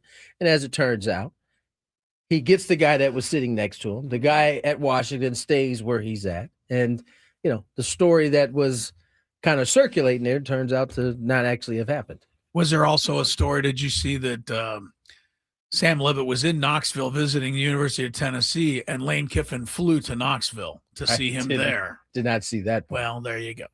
That's your guy, Lane Kiffin. All to play 1 year of college football. Who cares? Sorry. And Kiffin cares. Sorry. These kids clearly care too. Yeah, They I keep know. signing with them. I don't know why. That's the point. You're right. We can't complain. Kids want to go play for him. I don't get it. Holding them What are they hostage. Like, doing? you better come to us now. They're signing willingly. Brandon on the chat says, and with that, my time at Arizona State has come to an end. Different Sam Levitt. Different Yeah, Sam. no. Yes, correct. Nonetheless, let's get to some Chris versus fan. If you had one shot, one opportunity to take down the human almanac himself, howdy do. Now is your time. Listen to me, this guy is dangerous. Now is your opportunity to win a prize. Well, I hope you know what you're in for. Chris versus the fans starts now on 97.3 The Fan. I gotta tell you, I cannot get into the indoor golf. Oh, you haven't seen it. Oh, is that back? It's back. TGL, It baby. was such a failure the first time. Hold up. Look how yacked Tiger Woods looks. He does, but no one can see the sticks that are propping him up. How is he standing? Yeah. He's holding. See, his right or his left arm is holding onto something to keep him upright. He looks He good. is yoked, man. His arms are big. Well, when you have leg injuries, all you can Just do is lift weights. Yeah. You're cold. That's All cold. right. You are cold-blooded. I got to tell you, I can't believe that it's back, though. The indoor golf. Oh, ESPN went very heavy into it. Tiger Woods. How long does it last? They're betting Tiger weeks, months. Okay. They're betting that Tiger Woods will be able to win people over. That's what they're betting. Okay. Yeah, the rules. You have to make it through 3 questions. Each question will get more difficult. If you get the question right, you move on. If you get the question wrong and Chris gets it right, you're eliminated. But if Chris gets it wrong, then you move on to the next question or you win. If you're a first-time player, let us know before you get into it. You'll get that question for free. And you are playing for a qualification for a chance to win the grand prize. 2 tickets to Sammy Hagar at Dolby Live at Park MGM, a 2-night stay at Park MGM Las Vegas, and a $100 gas card. Get ready to rock is what I was trying to say. With your favorite hits from the Van Halen years, Sammy solo hits and more, only in Las Vegas is March 11th through the 21st and September 18th through the 26th at Dolby Live at Park MGM. Tickets on sale now at Ticketmaster.com. I have one You quick all right, thing to man? duck in. Yes. Sorry. For those who are keeping track on the Fantabulous Sports Game Show, I originally said there were 21 schools from Texas, and we did more research. Unfortunately, found out there are actually 25. Tony named 2 of them, North Texas and UTEP. 2 were not named in the game at all, East Texas A&M, which nobody even knew. And we totally forgot about SMU. Can't believe we forgot about So that for one. the people that are SMU fans out there, we apologize. And lastly, Texas A&M doesn't. Neither of us were correct. It is actually agricultural and mechanical. That's, you know what? I remember So that's this the now answer. because we did have this Okay. before. All right, move along. Sorry, just wanted to tidy those things up. He needed that time. All right. Let's go to our first contestant. Let's go to Derek. Hello, Derek. How'd you know it was Derek? Caller ID, sir. Caller ID. All right, okay. Here we go. So you got Derek. Yes. First question. I think Derek's first time player. Derek, you first time Yes, player? I am. First time good to have you, Derek. I just broke my own rule, but okay. Here we go. Question number 2. Question number 2. Justin Verlander has played for 4 teams. The Giants and Tigers. Name the other 2. The Astros and the Tigers. Oh, no. I think he said the Tigers. Said Giants and right? Tigers. Yeah. So Played for the Astros, Tigers, Giants. Oh, Mets. Oh, man, I forgot about it there for a Sorry minute. about that, Derek. He wasn't there long, right? No, half season. half a season. They He got didn't him like their up out of- analytics department. That was one of the many things reported. Let's move to our next contestant. You know what? Let's go to our guy, Brandon. Brandon, welcome back. How are you? Brandon. I'm good, guys. How are you doing? We're Always doing good to well. have you, Here buddy. we go. First question. The reigning biggest fan of. No, that's Rod. Oh, that's Rod. Sorry, Brandon. Sorry, I got my fans confused. What were the 2 main colors of the Padres City Connect uniforms last year? Ooh. Mint and pink. Mint. Very There you good. go. I was Very looking nice. for the mint. You That were? is a Padre I wasn't fan going right to give there. you mint. You I was could go going to give you teal. What would you have said? something greenish. Oh, Yeah, I that wasn't would gonna come not up have with mint. got it. Yeah. Good There job. we go. Definitely Question number 2. Mint. Brandon's done. What was Lane Kiffin's first head coaching job? In the world? I guess in the professional realm. All right. Like big The football. Raiders. Said the Raiders. Is this common knowledge? Yes. Wasn't he the Raiders coach for when he was 12 He years was- he old, was a pretty baby. much? Well, is it common knowledge that that's his first head coaching job? That surprised me. No, I don't think it's common knowledge. I think it's a good number 2. He went from offensive coordinator Nice job, of SC Brandon. to boom. All right. Question number 3. Here we go. Where to win?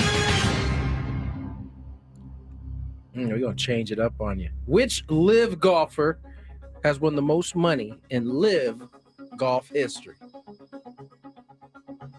Well, I saw an article yesterday that said Koepka has won a lot of tournaments, so I'll go with Brooks Koepka. He's going to go with Koepka. Koepka. Ooh, And this stay could be there. just about anybody, like somebody I've never even heard of. But you won't there. pick that, though. Huh? You won't pick someone you never heard of. No, you've because I never heard can't of name them. Right. I'm going to have to go with John Rahm. He's going to go with John That's the Rahm. only thing I got. Oh, he is? Yeah, That was a at total the guess. I had end. no clue. Sorry, Brandon. Sorry, John Brandon. Rahm. Rahm's the guy, huh? Yeah, Rahm has made like $30 million.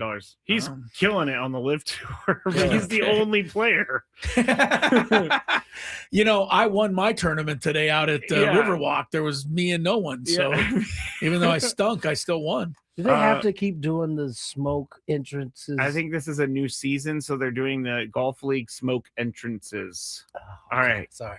With all due respect to my partners here, I think we should just kind of stop talking about it. Why is it always on our TV is what I want to Well, know. it's ESPN. So change the channel. We I still like got a this. button there we can use. Look how beautiful that Skraby, computer. Skraby secretly likes it. Look how beautiful that hole is right there.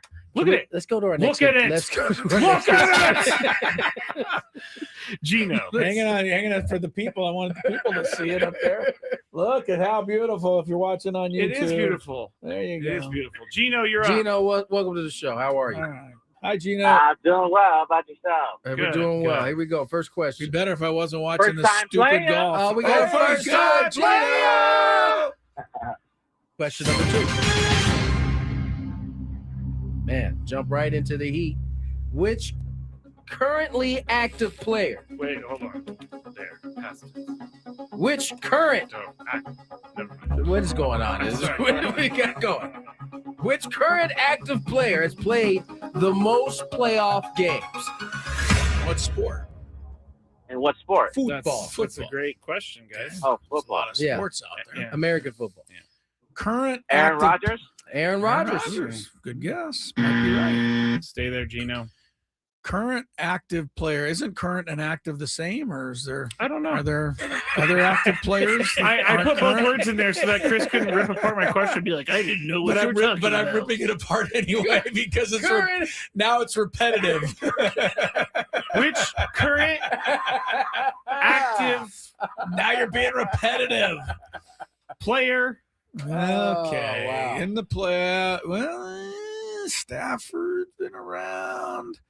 49ers might have somebody because they've been in a lot. Was it games you said? He's got Tony Romo syndrome here. I don't know, Jim. Tony, is the time And up? it's true. I don't know. I'll say Stafford. That's first He's going one came to my Stafford. mind. Stafford. Also incorrect. Wow, The stay answer there. is Travis Kelce. Oh yeah. Wait. Oh, Playoff games. Which current active player. Okay, what threw me is that I thought whoever The was current was and in active- the playoffs. No, I thought the person was in the playoffs. Oh, That's what I was wow. thinking about. All Very right. good. That wasn't the question. I know, you're Question- right. I was so busy talking about your bad grammar that I didn't hear the real question. Question number 3. Where shall we go with this one? Which NFL team has the longest active streak of playoff appearances? Active streak Active. of playoff appearances.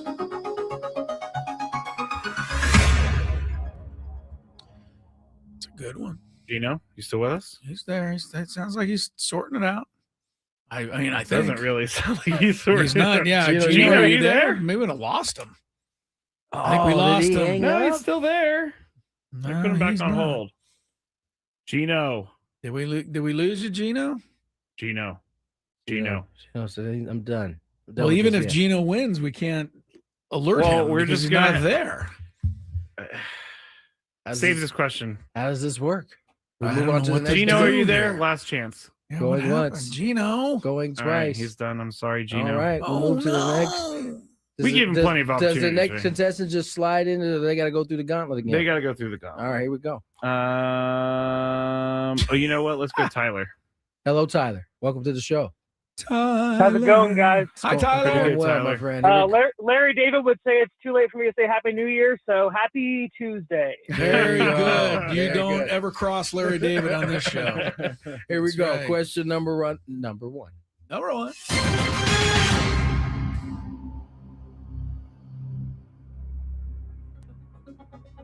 You okay? We've asked number 1 already. Okay. Who is the head coach of the Boston Celtics? Jack ass. Did you say Celtics? Celtics. Skraby gets so upset. I mean, Missoula. Yes, We called indeed. him like, hey- J.A. earlier. but I told you not to say the word. Jack? Oh, my God. Question. And Chris will be like, I've been in this business 35 years. Question. I still swear on the radio. Question number 2, please. 35? No. 34. I was just throwing it No, out there. 34. Oh, I was close. What country is credited with the birth of curling? Curling. Of curling? Curling. Yep. Curling. Winter Olympics coming up. Let's go Sweden. Oh, Sweden, he says. Sweeping Sweden. Stay there. I think he overthought it. I think it's Canada. I don't think anybody else can. Canada. Oh, well, he didn't overthink it then. The Yeah. answer is Scotland. Yes. Oh, the old What? Scottish. Yeah. Yeah, no kidding. Question number 3. Do the NFL one again. All right. Which NFL team has the longest active streak of playoff appearances? Man, I was sweating this out for Gino. I was trying to figure it out. I'm going to go ahead and say Bills. Bills. Got it! All right. right, Tyler. Good job, man. Bills have 7. 7. Eagles are next with 5. Where were the Chiefs? They were way up there, but they're back they to broke 0 their now. streak. Yeah. They had to have been. They probably had the longest. Well, the Patriots have the longest with, I believe, 11. Ever? Yes, No, I'm saying they probably had the longest active streak Let me before. look it up Chiefs real did, quick. yeah. I'm sure they did. Or they were at least tied with the Bills. One of the two. We still got 2 minutes to kind of. I think it was Carry this bad boy. I don't know what the Chiefs were. Hold on, let me look. I got it. Chiefs were in the championship game, wasn't it? 7 years in a row. Yeah. I mean, that's hard to believe. The in and itself. Chiefs. It removed them from the whole thing. You don't So- like the Chiefs. That's why you're just like you're No. anti-Chiefs. I'm not anti-Chiefs. Yes, you are. You're Speaking of the 100% Chiefs, anti-Chiefs. just for- Chiefs 10. Yeah, there you go. They had been in 10 in a row So, yeah, Patriots 11, Chiefs 10. for the all-time record. Yeah, Packers 8 from 99 to 2006. Uh, awesome. Bryson, Rom, and Smith, all 3 pledged their commitments to LIV. Good for them. Oh, they're all staying. Yeah, that's what they just. DeChambeau? DeChambeau included. Come on, man. Captain's. Let's see. He had a little quote here. Says, "I had no idea that would happen. No idea what the penalties would even be. Right now, I've got a contract. I'm looking forward to seeing what we can do at Live Golf this year." That just tells me what happens when your contract expires. So this is another, to me, kind of hedging right here. I think this is Rom right here. I'm not planning on going anywhere. I'm a very similar answer to what Bryson gave. I wish Brooks the best as far as I'm concerned. I'm focused on the league and my team this year, and hopefully we can repeat as champions again. Yeah, where is nobody's going to be watching? Yeah, where's Rom's team in the standings? I haven't seen my Live standings That's recently. the thing about Live that I can't get into is these teams. Nobody cares. I cannot get into the team aspect of it all. Yeah. No one cares. I really does Live a big deal in Europe? Maybe we should ask. Now, Charlie this if he is an knows. answer that you can put in the bank right No, here. From Cam Smith. Okay. He says, "I made a decision to come out here and spend more time at home. I'm not giving that away. I'll be on Live for years to come." I mean, that's his cut and dry. As I don't possible. blame Cam Smith. Well, he won his The guy- major. I don't blame Cam Smith. He couldn't even finish like within the top 100 of the Grand Slam tournaments last year. He was All right, awful. let's get to break. More Gwynn and Chris on the other side. Here's some traffic. From the 855, get Ross traffic.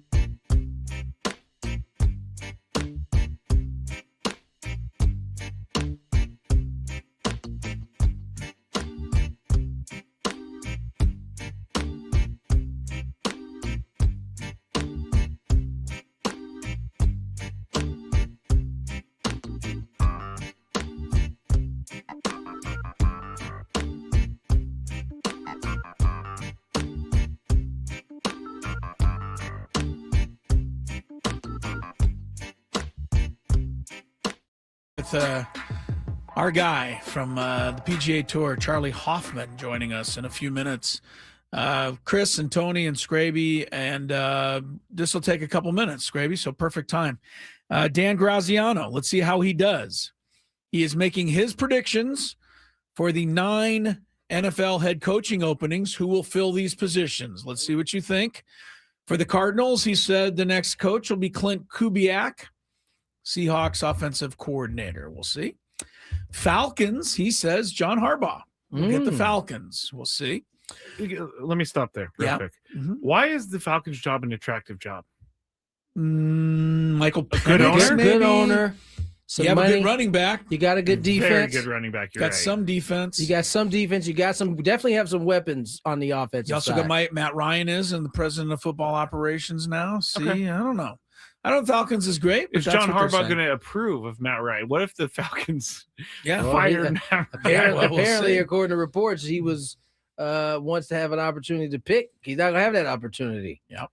All right, moving on. Ravens are going to get this. I don't know that this is going to help them, but Kevin Stefanski. Stefanski? Who? The Ravens? Ravens. Oh. According to this is Dan Graziano's bets. Here's where Dan Graziano's lost his mind, if you ask me. Cleveland Browns' new coach, Mike McDaniel. You know, now the Browns are stupid enough to have not noticed what happened in Miami, so maybe they would, but I don't know about that. Raiders, I think this is a fit. Scraby, you tell me. Robert Saleh. I know. I knew you were going to say that. That's a fit for the Raiders. Apparently, the 49ers are so intent on keeping him that they're willing to pay him like Overpay a him? Yeah. He might want to That's do that. silly. I wouldn't go to the Raiders if I was him. I wouldn't. If I was the 49ers, I wouldn't pay him like a head coach. It's going to bite him in the you know what. For one more season? That money could go to it doesn't go against the salary cap or anything. It doesn't matter. It's still money you have to spend. They're fine. Oh no, now they're fine. Okay. Yes, they just did evaluation. They just did evaluation of the franchise. They're about to have the Super Bowl there. And we got 4 more to go, and we got to make room for Charlie. Miami Dolphins, new coach. How do you feel about this one is the real question. I don't hate don't it, even but know. I just want to say that I liked it better a month and a half ago. His unit has been terrible down the stretch, but it's a sensible guess. Chris Shula, Don Shula's grandson, who's now the Rams defensive coordinator.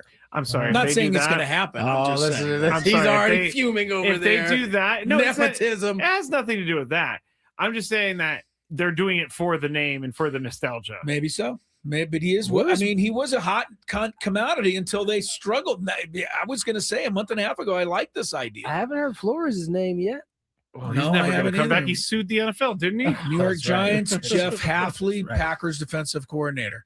Now, I would think if Jeff Hafley's good enough to be a head coach, to me, the Dolphins would make more sense because they have the GM guy from the Packers, but we'll see. Steelers, they're going Jesse Minter, Chargers defensive coordinator. Tennessee Titans, this would be an incredibly uninspiring hire if you ask me. Gosh. Matt Nagy, who already stunk in Chicago as a head coach. So, but that would make sense for the Titans. So why not give? Anyway, those are all guesses. Name? We'll see how it turns out. Spagnuolo. Spagnuolo's on that list as potential here for the Titans. Spagnuolo might be a part of that list because he's had a head coaching opportunity. And for some reason, his name is not mentioned despite the success that the Chiefs had in the past couple of years. Where's Eric I Bieniemy? thought he just didn't want to be a head coach. Maybe he Spagnuolo. doesn't. I think Eric Bieniemy is I don't even know. time has Honestly, I don't passed. know where he is right now. He's in college. He doesn't know where I he think is. he is in college. You're right. He's in college. Just looking for some other names that might be on this. Brian Flores' name only gets one mention here. Tony is a maybe for the Ravens. So there you go. This is also defensive identity. This is also one guy's guess. It doesn't mean he's going to be right. Right. All right. Charley Hoffman coming up. We got a lot of golf news. We got the Farmers coming up. Couldn't be a better day to talk to our old pal from Poway next on Gwynn and Chris. The biggest guests.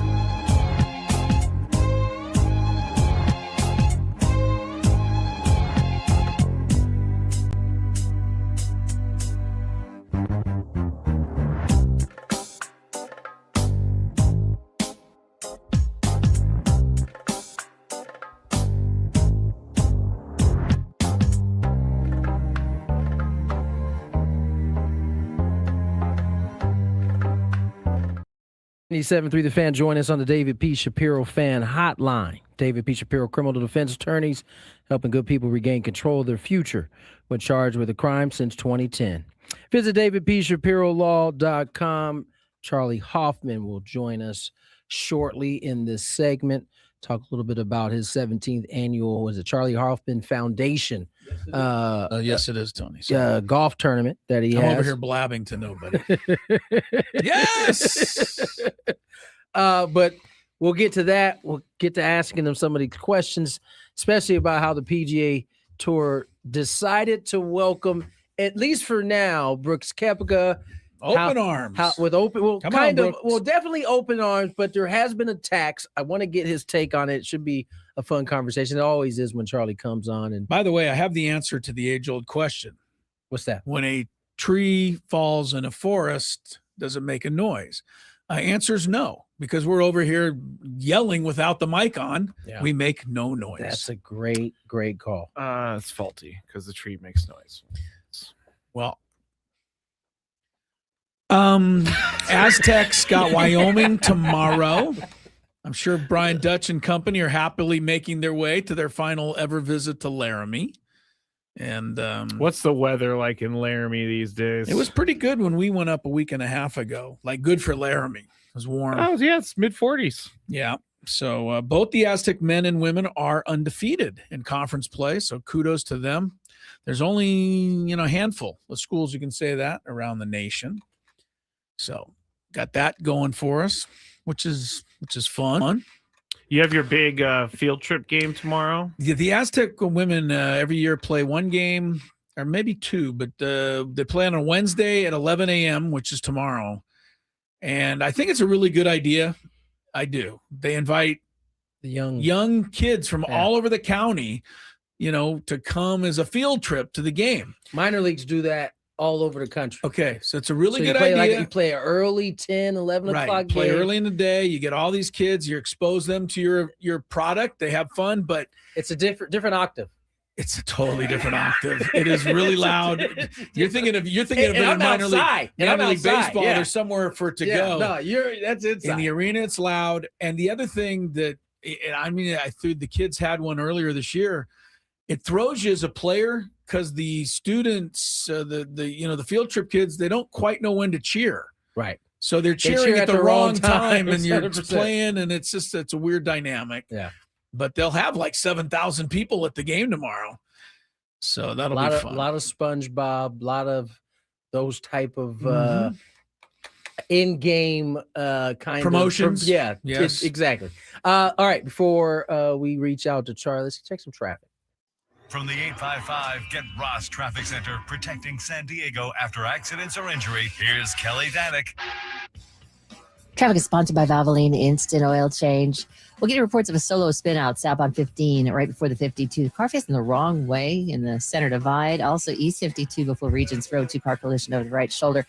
Accident has cleared on eastbound 8 near the 805. And reports of some wood planks in middle lane. Southbound 5 right before the 8. New year, new goals. Start with your car. Valvoline Instant Oil Change, a fast oil change and essential maintenance checks. Help keep you moving into the new year. Check it off your list. Visit SoCalOilChange.com. Valvoline Instant Oil Change. Ready when you are. I'm Kelly Danick with Gwynn and Chris, San Diego's #1 sports station, 97.3 The Fan. All right. Joining us on the David P. Shapiro Fan Hotline is none other than Charley Hoffman. We haven't had Charlie on in a little bit. It's been a minute, but he's with us today to talk a little PGA Tour golf, but also to talk about his 17th annual Charley Hoffman Foundation golf tournament starting January 26th. Charlie, how are you, my friend? Doing great. Great to be back on. How's everybody doing over there? We're doing fantastic. I was doing well until I hit the Riverwalk links this morning, Charlie. It was quite a debacle. What did you shoot, Chris?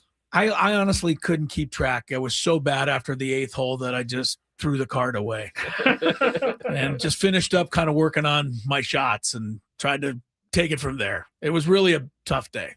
What can I tell you? We've all had another them, right? crummy day in San Diego. I mean, the weather. No, the day was perfect. great. You're right, and I had to remind myself that I was having a wonderful day just being out there.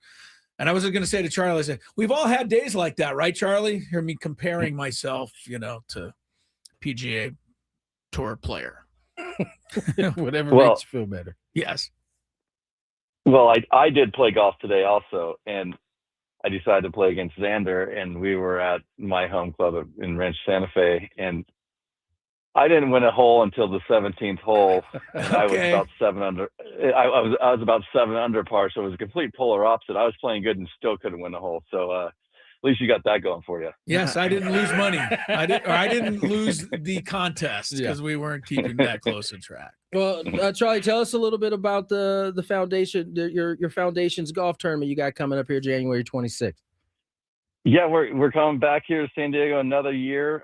This is, my 20-something year on tour, and I think that you said it was 17th year we've done it. It's all going together, but it's an amazing tournament. We have a great group of people that put it on, but we're back at Torrey Pines this year. The last few years when the Farmers ended on Saturday, we had to transition a little bit, and we'd do an event after at the Farms or Ranch Santa Fe Golf Club. But we're excited to be back on Torrey North the Monday prior, with the belly up the Sunday prior. Belly up's always a fun time. We have a yacht rock band coming this year, food and drinks, and some live and silent auction items, and then it's more of a great time to hang out and be able to raise some money for some great local charities here in San Diego Junior Golf, Cystic Fibrosis, and Pro Kids Golf here in San Diego. So it's a great event. We've raised millions of dollars for the community here in San Diego, and we're good. We're getting back to last few years, there's been a lot of celebrities and professional golfers, and this year we're going to get some core professional golfers back on tour and hopefully get a beautiful day out on the cliffs there in Torrey Pines. You know, it says a lot about anybody who gives back, right, to their community and where you grew up and what you do. It says here $4.8 million you guys have raised over the years. So that's pretty significant contribution. I'm curious, you probably, chit-chatted with Scotty Scheffler. And speaking of celebrity tours and celebrity events, does Scotty Scheffler talk ever about his career turning and changing the corner after he played a celebrity round with Tony Gwynn at the Farmers a few years ago? Because Charlie, you won't believe this. He played with Scotty Scheffler, and we hardly knew who Scotty Scheffler was. And then right after that, the career took off. So I don't know. It was that or the caddy change. You know what? He was a great golfer, and Ted Scott is one of the best caddies of all time. And he's really obviously Scotty Scheffler's an amazing golfer, but I think Ted Scott's been one of the major key changes that Scotty did a few years back. Nothing against his prior caddy, which is a fantastic caddy also, but just seeing that since Ted Scott took over and with Scotty, it's been one of those changes that you never know if a caddy will make a difference, but in that case I think it makes a huge difference, that veteran voice on his bag. Since you mentioned it, Charlie, how much can a caddy have an effect? Obviously you're telling us that this has been a big change for him, but I don't think most people would think of the caddy as being a difference maker a lot of times. Yeah, I mean, Ted Scott, he won the Masters with Bubba Watson. He caddied for Bubba for a bunch of years. Ted was a good player in his own right, and I think Ted and Scotty are very religious, and I just think they meld very, very well on the golf course, and it's a voice he listens to, and he's not scared to jump in when need be. But it's just my from 10,000 feet impression that his caddy's been great for him, and obviously Scotty's a tremendous competitor and doesn't like to lose in anything he does, and he's matured and he's come into, obviously the best golfer we have in the game right now. Incredible. Charley Hoffman is with us, our guy from Poway on the PGA Tour. Charlie, will ask about you and your health, but the big story right now in golf is Koepka returning to the tour. Even he says he'll be a little nervous about it. Talk about your feelings. What do you think the general tour feelings are about having him back and maybe starting the exodus or the return, I guess would be better, of some of these live golfers so that we can get everybody together again? I doubt, now I've been wrong before, but I doubt anybody else comes back. Personally, I think this is sort of a one-time offer for Brooks. Obviously, there's a few guys that fall in the category, but I have a hard time seeing those other guys being able to get out of their contract. I think Brooks was able to get out of his contract because it ended. I didn't follow it that closely. I've been off the board in those conversations for about a year now, but it was something I think everybody heard rumblings that Brooks was never loved it over there, while other guys have voice that they do love it. So it's great to have him back. As I said, or I've said before, it's to have the best players in the world come back to the PGA Tour. It says something about the product that the PGA Tour is putting out there. Now, there's some guys that probably don't agree with what happened, but for the fans and the media and so on and so forth, it's what's best for the game of golf. I mean, that's what we're trying to do: grow the game of golf and put the best competition together. And if you can add Brooks Koepka to that, I think that's a positive. And how they put it together with not really affecting the field. They actually added players to the field or added his name to the field. It doesn't take away someone's spot. I think that it was fairly well thought out. Now, like any decision at any level you do, you're not going to make everybody 100% happy. But right. I think we've got to do what's best for our business and what's best for our fan. And I think that's what you saw. And it was great to see. I don't know Brian very well. I've actually only met him over phone calls and Zoom. I've never had a one-on-one call because I've been out of the tour for 6 months because I was hurt. But it seems like he's making some big boy decisions now, and he's not. There's no that ill effect because he wasn't in charge right. when this was all going down the last handful of years. And I'm not going to say it's good, bad, or indifferent. Only time will tell. But it seems like he's making some big decisions early on. Charlie, obviously this is good for the PGA Tour. It's good for golf in general as we try to mend things. But even his own comments in terms of his own nervousness in kind of, reacclimating himself with some of these relationships would indicate that there may be some mending that needs to happen there. I mean, do you think that will take a little bit of time, or do you think that can get resolved rather quickly? To be completely honest with you, I think that's a little bit overblown. I mean, Brooks has always been a locker room guy. He's great. He's played the last X amount of majors with the guys in the locker room. He's played on the Ryder Cup team with these guys. I mean, come on. I think that's the media trying to blow it out of proportion. Now, why do you think his nerves are from? I just think I don't know how nervous he's really going to be. He's always stepped up to the plate in the biggest stages of all time. So gotcha. I don't know. I mean, I think his nerves are going to be that he's actually playing for something again on the PGA Tour that are playing against the best in the world again. I think that's what the nerves are going to be. Is my game going to be able to shine? I mean, he'd be the first person to tell you the last year and change. It hasn't been his best year on that tour.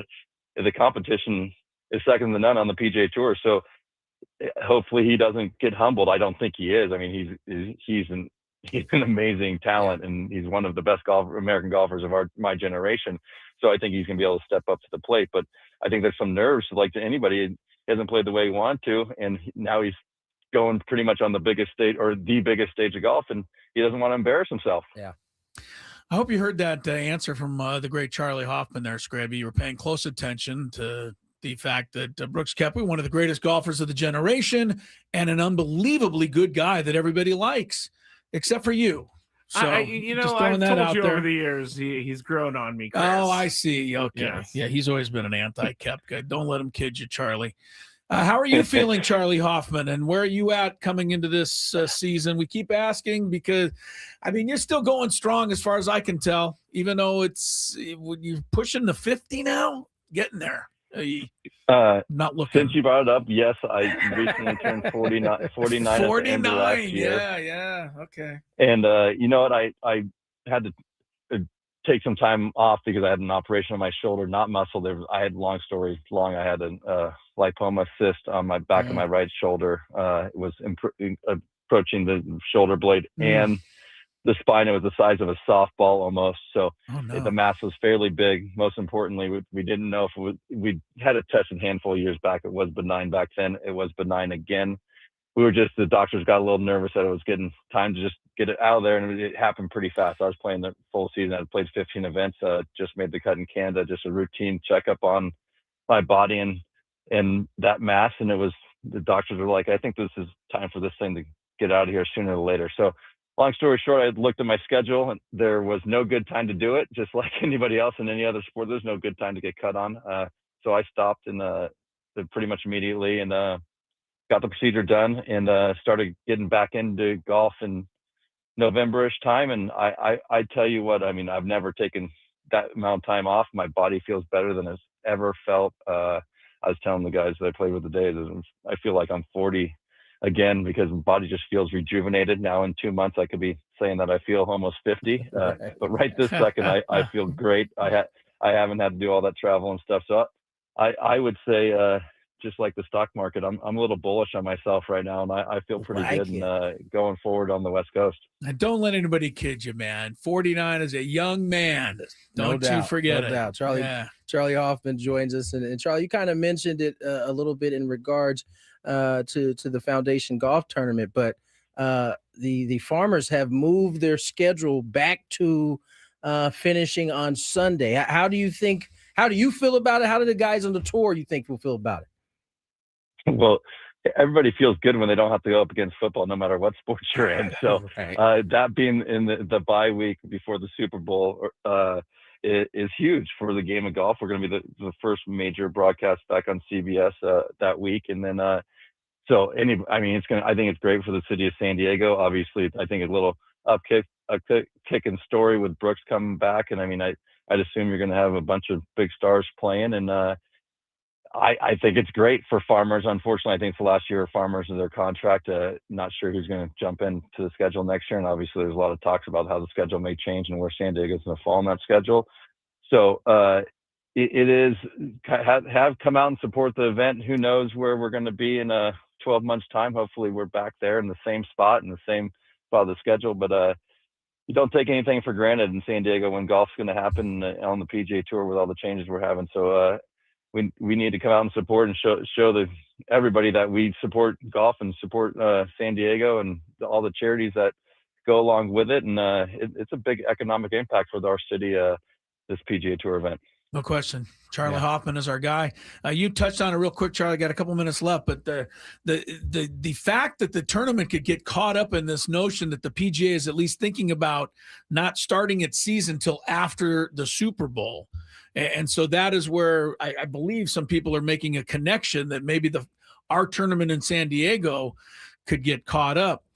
They would have to find a place to move this tournament, wouldn't they? I mean, San Diego, I can't imagine anyone would ever want to see that come off the yearly schedule.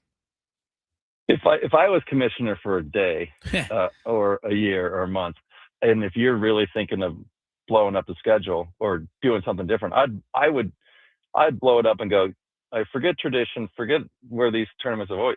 I'd play at Torrey Pines in the middle of June, July, or August. I mean, give us a playoff event. I mean, for heck's sake. I mean, there's no better place to play golf in August before football starts than San Diego. I mean, that's what I would say. Make us a playoff event, or make us something at the end of the season instead of playing in North Carolina or Maryland or something like that, where 90 and 90% humidity. That's what I would do. I mean, showcase San Diego for what it is during the summer when everybody wants to come here, not in January when it rains. It seems every other year when it never rains here, but it seems like we just attract the rain. But that's what I would do. I mean, I would start. I don't know why WM would never not go against the Super Bowl. I think you'd always start the season there at Phoenix, and the tournament in the desert, maybe in Palm Springs prior to that. But I would put San Diego in the middle of the year. I'm very biased to San Diego, living here and everything. I would just change it up a little bit throughout the year and see what the best spot for San Diego. Pebble, it goes along with that. Also, we would much rather play Pebble in June, July, or August. Makes sense. I mean, you're not wrong. I mean, North Carolina 90 plus 90 is absurd. Right. I mean, it really is. Exactly. Yeah. Well, Charlie, we certainly appreciate your time, man. We are hoping for a healthy season for you this year, and we look forward to seeing you out on the course. All right. We'll catch up in a few weeks. Everybody come out and follow all the great PGA Tour golfers in a few weeks out at Torrey, and come to Belly Up and donate some money for our great foundation on the 25th. Give us a quick website for that foundation. Do you have it handy or somewhere they can go to find out? CharleyHoffman.com, or you can Instagram Charley Hoffman Foundation. You can find us at either one of those. Okay. Perfect. Charlie, we'll be catching up, man. Thank you. Thanks, Charlie. Appreciate it, guys. See ya. Charley Hoffman. What a crack up. He's great. He's always great. You know what my crack up is? It's funny. He's still got plenty of golf left. Yes, in him, he does. But when he's done, that commissioner thing. We need to find a way to get He'd him be on a that. good guy, right? I'll be his right hand man. Having a Goodness, tournament. we need you. Yeah, we need you in there making the decisions. Oh, I would be great at it. Have a tournament in August here for at the end of the season. Makes more sense. Getting a playoff tournament like Crazy. that would be so awesome. But he's right. They go put him in Boston. They put him in these different places that no one wants to go to in the middle of the summer. I just think it was funny that I was taking my golf game very seriously this morning against the likes of Scott Allen and Mike Golovko. And he's playing. Charley against- Hoffman was playing with Xander Schauffele. Slightly a little different twosome going on there. All right, let's get to break. Happy hour on the way. There's a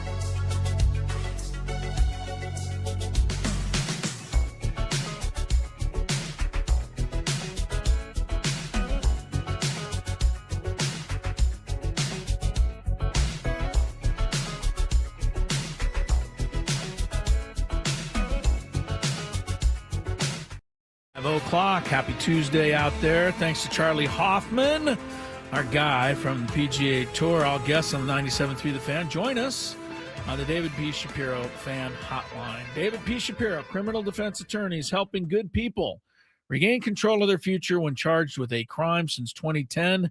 Visit davidpshapirolaw.com. Are you listening? Jordan Addison, Vikings receiver, is in trouble for, I think, the third time in the last year and a half.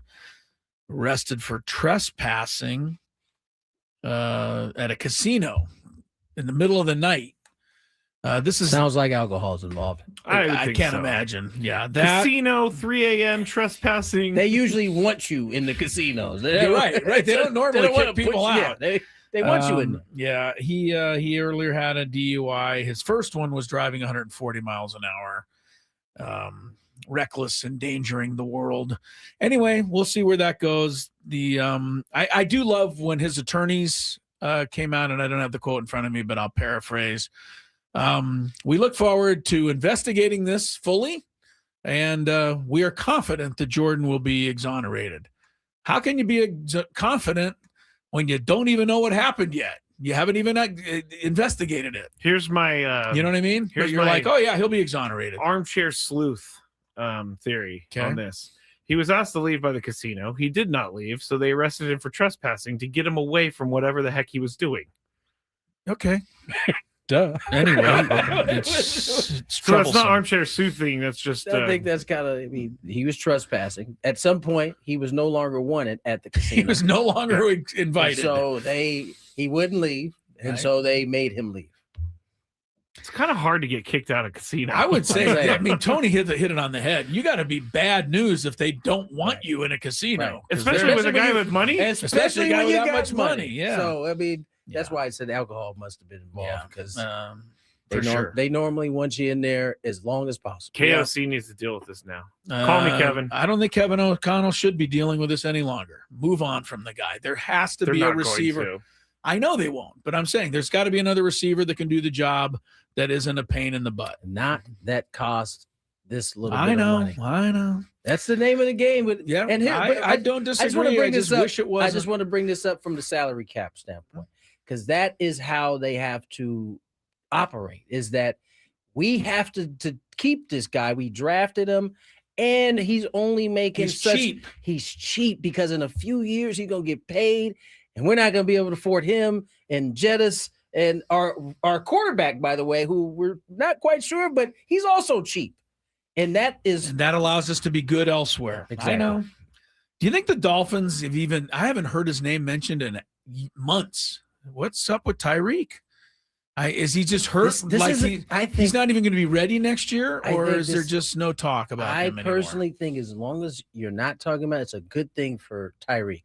That means he hasn't done anything. Yeah, he's probably working right now. So let him cook. He has not been kicked out of any casinos. That's good for Tyreek. Staying out of trouble, staying out of the headlines. It's a good thing. All right. It is hard when your leg got turned around. You can't really go anywhere. I got queasy watching that. Yeah, me too. I saw that one live. Although I watched it like Matter of fact, 100 times. I think it was here when it happened. Was it against? Maybe it was a doubleheader Monday Night Football. I remember day. his leg. Him trying to get up, and his leg was facing the wrong direction. Nolan Arenado is going to the Diamondbacks, and if you missed the big one of the day, Mike Tomlin stepped down as coach of the Steelers after 19 years. We did have a bit of an argument about what's good, what's bad. Let me ask you another quick question on Tomlin, Skraby, and Tony. If Mike Tomlin never coaches another game, right, he fades off into the sunset, and we talk about him like in 7 or 8 years. Mike Tomlin. Yeah. What are you going to say, Skraby, about Mike Tomlin maybe 7, 8 years from now? I know exactly what he's going to say. Okay, what am I going to say? No, go ahead. I want to see if I get it right. I will say he was a really good coach. He won a Super Bowl, but he couldn't win in the playoffs. Exactly what How did he win a Super Bowl then? I wonder. Because he won it with Bill Cowher's team. Okay. Oh, Bill Cowher's I'm not team. saying that. I'm not saying that Did he they didn't win have, the very next year. I don't think they won the very it was next 2 year. years. 2 years. But he still had Ben. He still had that team pretty much in place. I'm not saying that. I mean, that's what happens when you get hired as a coach. You take over a team. but I would say that like he's great coach, but didn't win in the playoffs enough. You're contradicting yourself a little. Okay, great coach who didn't win. I mean, that's a bit because contradictory. you could be a great regular season coach and struggle in the playoffs. That was Andy Reid's thing until he got to the Chiefs. Yeah, isn't that funny? Yeah, well, if he goes somewhere else, he wins a bunch of Super Bowls. No, then he's a great coach. My point being that Andy Reid couldn't win anything until he did. Maybe it's not that he becomes like this magnificent coach. Maybe it was just timing and circumstance. Because I mean, Andy Reid is equally as good of a coach as now as he was then. He has those experiences of losing. Right? Is he better now because he won a Super like Bowl? Way That's the question. better because those years later. All right, let me ask this. Okay, what do you want to ask? It's hard to put it in baseball terms, so we're gonna have to put it in baseball terms. We're gonna attempt to. If the Padres kept going to the playoffs year after year after year, right, but kept losing in the first round, we would be calling for a long-term manager to be fired. Yeah, we got rid of one of those guys who went to the playoffs and lost all the time. I think his name was Bochy? Bokey? How did you pronounce that one? Remember, he went to the playoffs like 3-4 years in a row. He got bounced every time. Wasn't really he just couldn't win. Good thing we got rid of that guy. Yeah. You walked right into it. Really walked in. All right, Tony, what are you going to say about Mike Tomlin? What do you think? If he doesn't ever coach again. If he never coaches again. Yeah, right. That's his career. Hall of Fame coach. Hall of Fame coach. Yeah. Couldn't win when it counted. I mean, he won one. But he won one. So I know, he did win when it counted. I was just needling. He didn't win the last 7 when it counted, but I don't know. mean, Chris, Belichick can't win a game at North Carolina right now, but he's still going to be considered. I guarantee you that Chris, if I love Tomlin, the Dolphins, you know this. if the Dolphins had a guy like Tomlin who had lost or hasn't won a playoff game since 2016, you would be calling for his replacement. I don't think so. Shula went many years without winning playoff games in there. I think 8 was his record without winning a game, and I got frustrated, but he was in the hunt every year. Yeah. One thing I will say, we've talked about this in baseball terms. I've said, I don't know if you've all agreed with me. I've said that we as fans don't have a right to expect a championship. What we do have a right to expect is a competitive team that gives us a fighting shot at it. Yeah. And I think that's what the Padres have given us for the last 6 years. I'd love a World Series just as much as anybody, but those are things have to fall into place for those things to happen. Yeah. To me, all you can do is be in position. And so I've always felt Tomlin's there every time. I think that's good. You want to be in position, and if you have, an opportunity to enhance that position with a trade or something along the lines, you take your shot in baseball. And I looked at the game last night. You looked at the game last night. Vince Lombardi wasn't winning that game against the Texans with that team. No. So it wasn't a coaching thing in my mind. Who would have won that game against that particular defense? Anyway. Yeah. All right. It's interesting. Let's get to what Skraby wanted us to talk about. No, that's here. fine. No, we'll do that in the next segment. All right. So what do we think about? Let's stay with football. Then we got some Padres stuff we want to get to. So we'll do it in 5 minutes.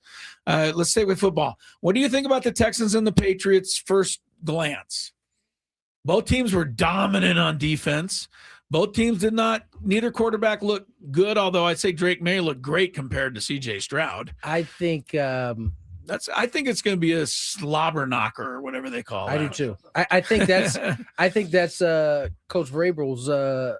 He's going to like it that's too. His element right there. He's going to like it. He likes that type of football. Who wins? I think not the game, but who wins in a 50-yard line showdown? Vrabel, D'Amico.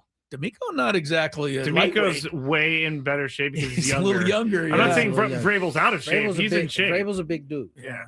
By the way, there was a good. But they got same mentality, which is why this is going to be. I think it'll be a fun game. What'd you call it? A slobber knocker? Slobber knocker. I haven't heard that word in a while, and I love it. It's a good one for that game. I did hear a thing on D'Amico Ryans. He was the defensive rookie of the year in the NFL. Mike Tomlin's first year as head coach. That was the timeline. That's crazy. Kind of Houston Texans. Yeah. So Houston, New England, Buffalo, Denver. My first thought on Buffalo, Denver, and I want to think about it some more because Denver really has a good season, but Denver just can't beat anybody by a wide margin, and I worry that it's going to be that's close. a bad deal with this and dude. Josh Allen is not. He don't lose close games. He don't lose close hard games, to stop except at to the Patrick end. Mahomes. But he doesn't lose to anybody else. I know it's at home. Denver's had the rest, but Josh Allen's got to be smelling this a little bit this year. Facing Josh Allen is a little bit like having to deal with Cam Newton. Like tackling him for 4 quarters. He's not small. It starts to wear. And by the way, he can dot you up with the passing. How many game guys too. get 10-yard quarterback sneaks? I haven't seen too many of those. Now I will say this: they have no wide receiver. Buffalo, they have no wide receiver. Nobody. Well, Shahir's okay. Shahir's okay. Yeah, they got. Shahir. They're gonna need Coleman to play like I don't know where the he's pick been. he was. I know where he's been getting in trouble because he is Yeah. constantly in trouble. The Denver people. They got 3 healthy wide receivers left. I don't know what the Denver people want, but they better not get snow. Because if they get snow, That's- then Josh that's- yeah. Allen is totally Let me see. unstoppable. Denver weather. Don't forget, he played at Wyoming. Please let there He's be going to be snow. very used to all that. No snow. 49 high. Oh, that's gonna be nice, man. What's up with all these nice Yeah, games it's in all the balmy divisional and round? everything. Yeah, they're all Rams, good Bears, weather. real quick. Neither defense has stopped anybody recently. I don't know how that crazy game, but it could be fun. They locked up in the second half, though. The Bears did. The Bears did. The Rams didn't. Now, Rams defense they has did been the opposite. bad for a while. And then there's another game, but we don't have time to get into that one. So let's take a break. Is that the 49ers game? Let's get the break. I got to get the break, Skraby. It's fine. Do what I'm supposed to do. More Gwynn and Chris after traffic. From the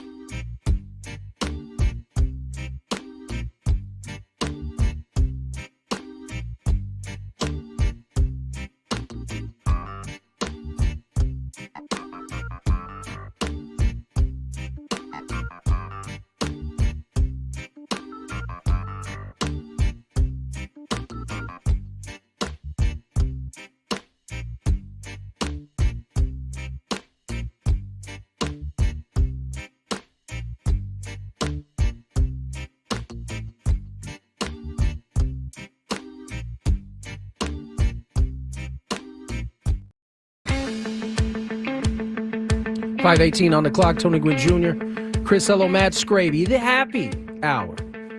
And in this particular segment, get to hear from Craig Stammen. Joined the boys on Foul Territory.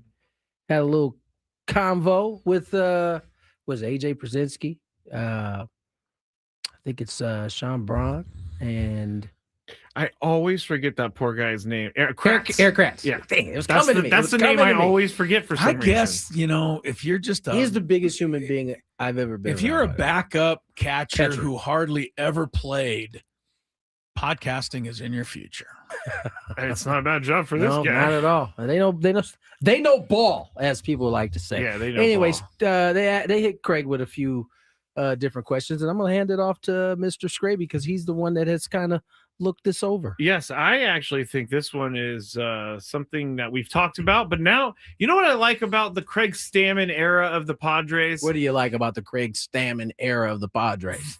He gives us information. Oh, okay. He gives us things that we can work with. And so he was talking about Joe Musgrove and whether or not they're going to limit his innings in 2026. And here is what happened. Joe's in a great spot right now. He's been throwing bullpens regularly. He's ramping up for spring training. So far, so good, on schedule with everything. As you know, Joe is, as good of a teammate as you could ever have. He's as hard a worker as you could ever have. Some would say works too hard, which I don't know if there is such a thing, but he's a leader in our clubhouse, a leader within the whole organization, a leader in the city of San Diego. And so we're just looking forward to getting Joe back on the field. As far as the inning limits go, he's at a stage in his career where I don't think he's willing to entertain any innings limits. But we're going to be very cognizant of his recovery, how he's feeling after every outing. I'm not going to put a number on him. But, we've seen players come back from Tommy John and go through a full season pitching the playoffs. Adam Wainwright comes to mind, coming back from Tommy John and then pitching 230 innings the very next year. So no limit on Joe. He's a stud. We're going to. Yeah. I mean, listen.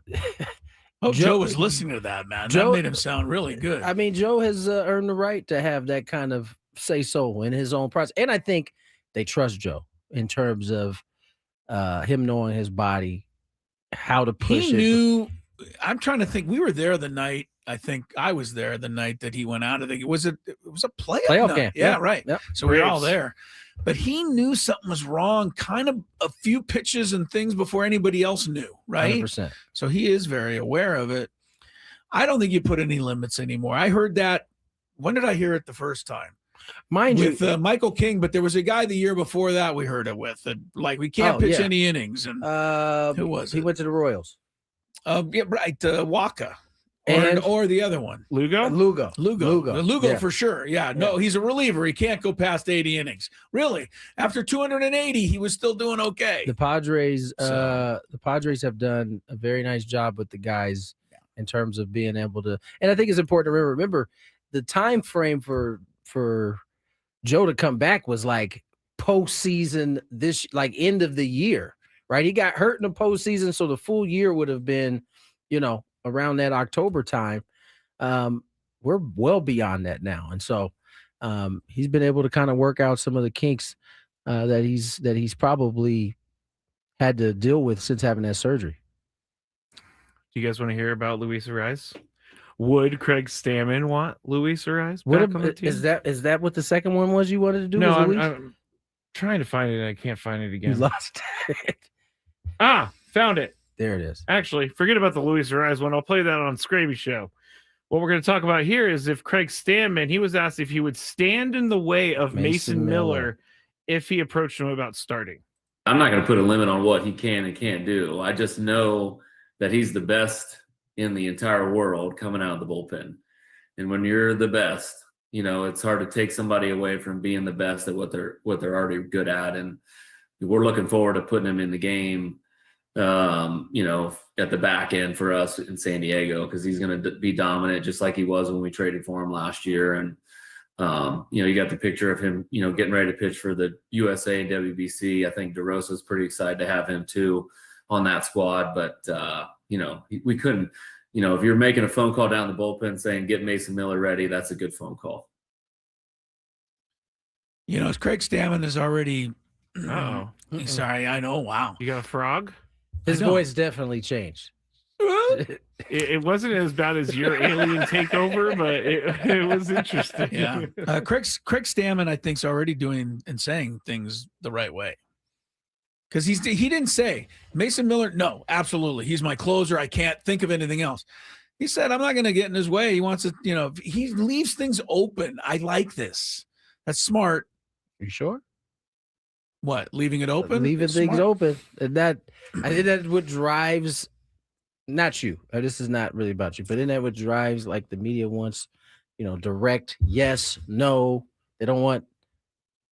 Well, I think you want direct yes, no on decisions that are his, but I think he wants to give his players a say-so. I think that's a good idea. AJ Preller say during the winter meetings that Mason Miller was not going to be a starter? Yeah, but I don't know that I've heard that he's happen. not. I just heard that it was more. I think he said it's more likely that they end up leaving him where he is, because a lot of times it's going to take the guy really wanting to do it and not being kind of indifferent. You can't be like, oh yeah, sure, I'll give it a try. No, that's not what they're looking for. You want it, you got to come in here and, like, basically say I want it.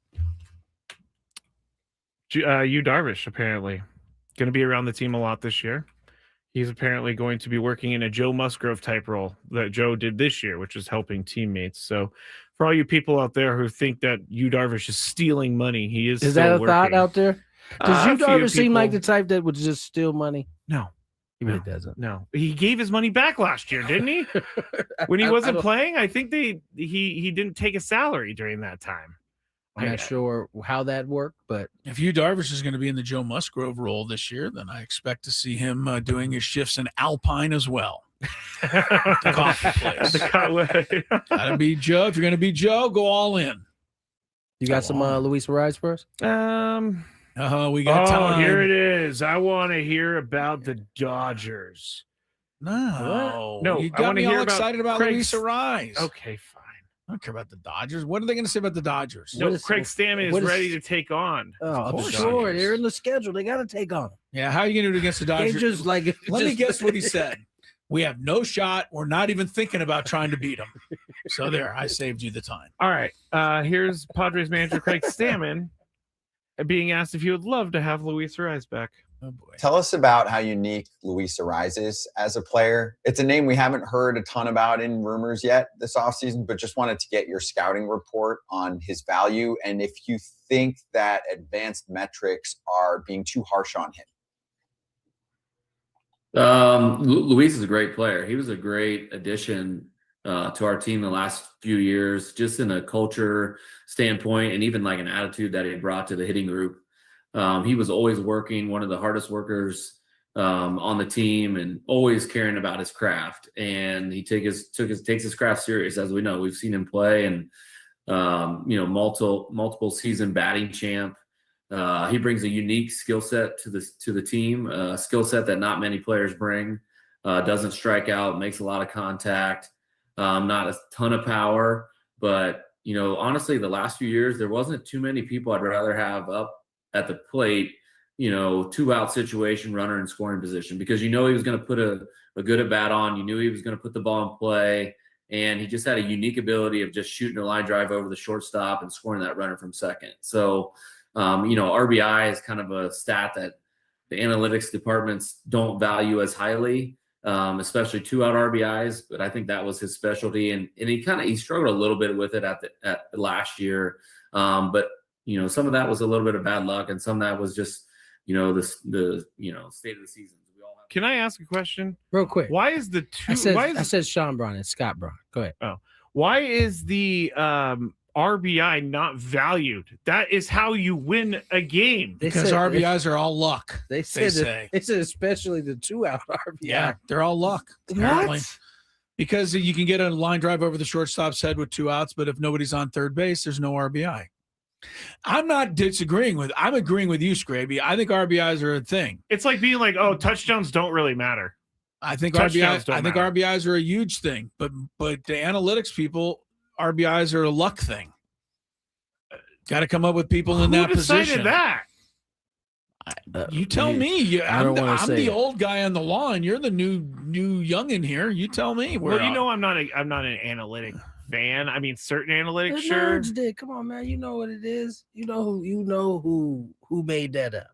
Wasn't a player. Wasn't a guy like, hey, you know what? These RBI things, they don't. It was Ken Rosenthal, It wasn't it? It was Ken Rosenthal. I mean, I'm not trying to, why do I get myself into this?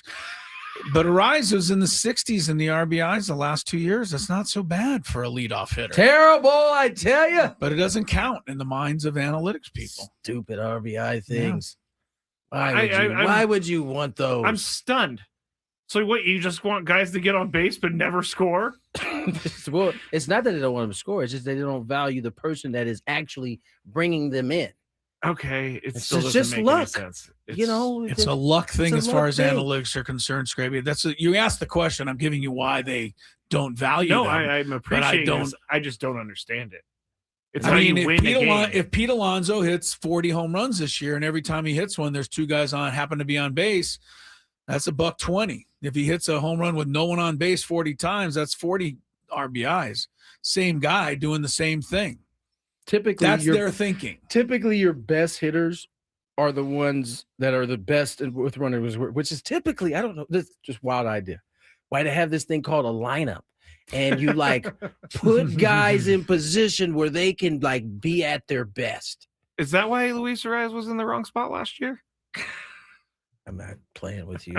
No, he actually wasn't. I mean, if you think about it, he doesn't do RBIs. It's not his thing. That's true. I guess he could have hit at the bottom of the lineup like many of You guys want said. But if you bat him seventh, he's going to probably have more RBI opportunities than batting first, to be straight up. So the 5, upcoming- 6, 7 guys figure to be on base more than the 7, 8, 9 guys. So coming up this year, we cannot complain at all about runners in scoring position. We cannot complain about guys. That's an interesting point because runners in scoring position seems to decide almost every game. It seemed like for the Padres it did. But analytics people would tell you that, again, that's a lucky statistic. I don't think so. I think you just get it as many times as you can.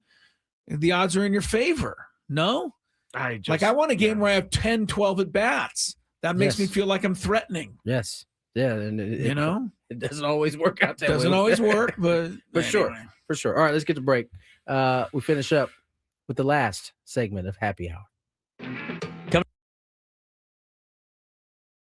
Thank you for listening to 97.3 The Fan. Be back shortly. I would be back shortly if the thing will click. See, I'm clicking. I have no idea what's happening. It's not playing any commercials right now. Well, this is just great, everybody. Let me see if I could try to start another one. All right. Well, this is awesome. On the air right now with no help, and there are no commercials to be played. Actually, you know what I'm going to do, everybody? You're getting a real live thing right here. This is real live Matt Skraby. I'm going to have to restart Wide Orbit real quick. So goodbye, Wide Orbit. It's not even closing. I'm going to text Adam, and I'm going to say, Adam, I tried to go to break, and the commercials did not play. And the program won't shut down. Oh, you know what I'm going to do? I'm going to have to do some Control-Alt-Delete over here. Control-Alt-Delete. Okay, I got it. Task Manager. It's not coming up. There it goes. Task Manager came up, everybody. I have no idea. I'm way too generous with my stroke giving. Never mind. Are you really? Never mind. Wait. I did not mean for that to happen. I did not. That sounds like a promo to me. Skraby's giving out strokes. I can't wait to hear that one. I'm going to laugh for a while on that one. Nate says, Skraby, maybe you should date her. You might be a generous stroke giver, but I don't think she really wants to leave her boyfriend for that. All right, that was good. In full disclosure, I'm reading this. Tony can't gather himself right now. That was a good one, Chris. That was a really good one. So I saw this at 7-Eleven, and I had to get it. It's called the One Chip Challenge. It was sitting there in the aisle, and I thought, why not? Because I am into spicy stuff. But this thing looks pretty hot. I'm not going to lie. It says a Reaper pepper and a Scorpion pepper. It's also in the shape of a coffin, which doesn't make me very happy about that. It doesn't make me feel good. Oh, extreme heat, it says. I'm going to try a little bit first, just so I don't die, I guess. That's the thing I'm saying. This looks... I don't even know if I should be eating this. It looks like it has mold or something, but let's see how hot it is. Let's go. There's a little bit of spice there. It's going. Oh man, this is hot. It's not that bad though. I still have this side to go. It is getting hot. I'm not gonna lie. My mouth is like getting crazy. Now it's kicking in.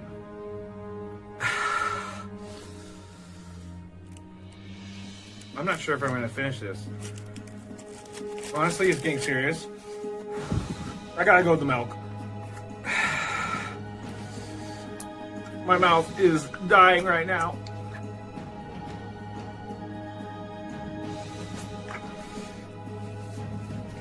Yeah, this is not fun, guys.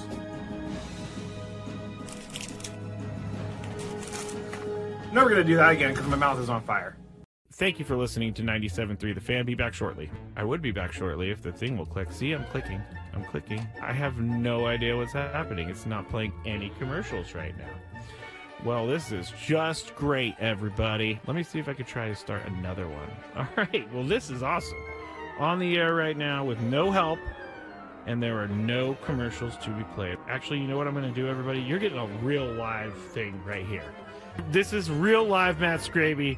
I'm going to have to restart Wide Orbit real quick. So goodbye, Wide Orbit. It's not even closing. I'm going to text Adam, and I'm going to say, Adam, I tried to go to break and the commercials did not play, and the program won't shut down. Oh, you know what I'm going to do? I'm going to have to do some Control-Alt-Delete over here. Control-Alt-Delete. Okay, I got it. Task Manager. It's not coming up. There it goes. Task Manager came up, everybody. I have no idea. I'm way too generous with my stroke giving. Never mind. Are you really? Never mind. Wait. I did not mean for that to happen. I did not. That sounds like a promo to me. Skraby's giving out strokes. I can't wait to hear that one. I'm gonna laugh for a while on that one. Nate says, Skraby, maybe you should date her. You might be a generous stroke giver, but I don't think she really wants to leave her boyfriend for that. All right, that was good. In full disclosure, I'm reading this. Tony can't gather himself right now. That was a good one, Chris. That was a really good one. So I saw this at 7-Eleven, and I had to get it. It's called the One Chip Challenge. It was sitting there in the aisle, and I thought, why not? Because I am into spicy stuff. But this thing looks pretty hot. I'm not going to lie. It says a Reaper pepper and a Scorpion pepper. It's also in the shape of a coffin, which doesn't make me very happy about that. It doesn't make me feel good. Oh, extreme heat, it says. I'm going to try a little bit first, just so I don't die, I guess. That's the thing I'm saying. This looks... I don't even know if I should be eating this. It looks like it has mold or something, but let's see how hot it is. Let's go. There's a little bit of spice there. It's going. Oh man, this is hot. It's not that bad though. I still have this side to go. It is getting hot. I'm not gonna lie. My mouth is like getting crazy. Now it's kicking in. Drawing. Listen up. Your name could be called right now. And if it is, you'll be in the running. What happened over there? Maybe he's over here knocking down cameras for some reason. We don't be wrecking the Bill House Studios here. Yeah, man. We in good company. How. Don't do that. Not to. They know how. Do you know how? Clearly not. He's just batting cameras down. Careful, man. This is the Bill House Studios. Be protected. I mean, they took like 14 hours to clean this studio. Don't you remember? Oh, don't even start with that. Congratulations to today's biggest fan, Albert Canedo. Or Canedo, but I'm assuming Canedo, Canedo. Albert Canedo of Escondido. Give us a call within the next 10 minutes, 833-288-0973. That will make you today's biggest fan and qualify you for the grand prize, 20 tickets to the Padre game in the Odyssey Suite coming up this season with all of us there. And it'll be catered by our friends at Spiro's Mediterranean Cuisine. Sign up at the old website there. If you aren't already signed up, 973thefansd.com/biggest fan. All right, listen up to this. Story in the paper today. And apparently this has been going on for a little bit, but we missed it below the radar I to almost everybody. I missed it too. Jennifer Van Grove wrote the story. San Diego Union Tribune published January 12th, which would be yesterday. So you probably saw it in the paper yesterday if you get the paper. It's also online for everybody Right. who's normal.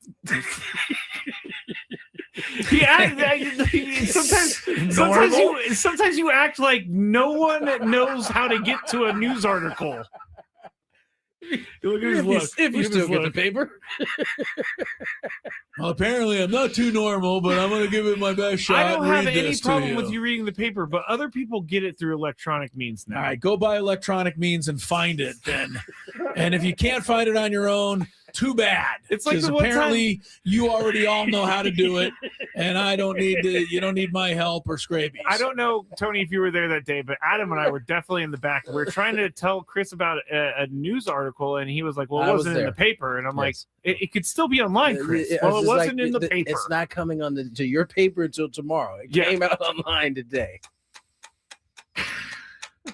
All right, Dork City over here, trying to give you what's going on. Again, I don't have any problems with you reading the paper, but it is There online. is a project apparently Thank called you. Pangea, P-A-N-G-A-E-A, Pangea. And this is something to do with a tennis-anchored sports complex, tennis-anchored. So they're going to build a beautiful tennis stadium here on the Chula Vista Bayfront. Now, if you don't know where this area is, you may not, but if you've been to the Gaylord Hotel, you know of the area I'm talking about. There's a ton of room over there, and the Chula Vista people have developed it, and they got this beautiful hotel. If you've not been to the Gaylord, I highly recommend it. They do have an incredible sports bar there, among other things. All right. But anyway, they've got this idea and the whole thing to get this developed. But they have 6 months to, take care of a few things in order for this to go forward. And it's very confusing what, all the kinds of things, the ins and outs of this. But I didn't even know this was even out there. And apparently they're trying to get this stadium built for tennis.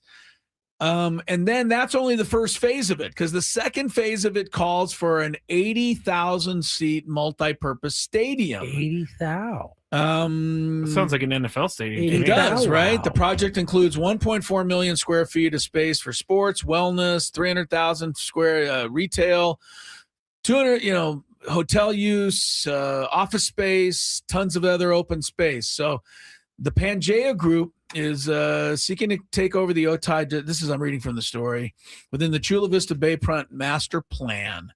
So I don't know that this hasn't been mostly under the radar, that this is even happening. I didn't know about it. Braden was the guy who kind of touched on it before he left today, and I was like, what? Here's the weird part is because at the top of the article, there's the headline, and then there's the byline. Which You don't gives you don't need to tell people. They can look it up themselves. You're apparently right. online. You're They know right. how to find it. Thank you, Chris.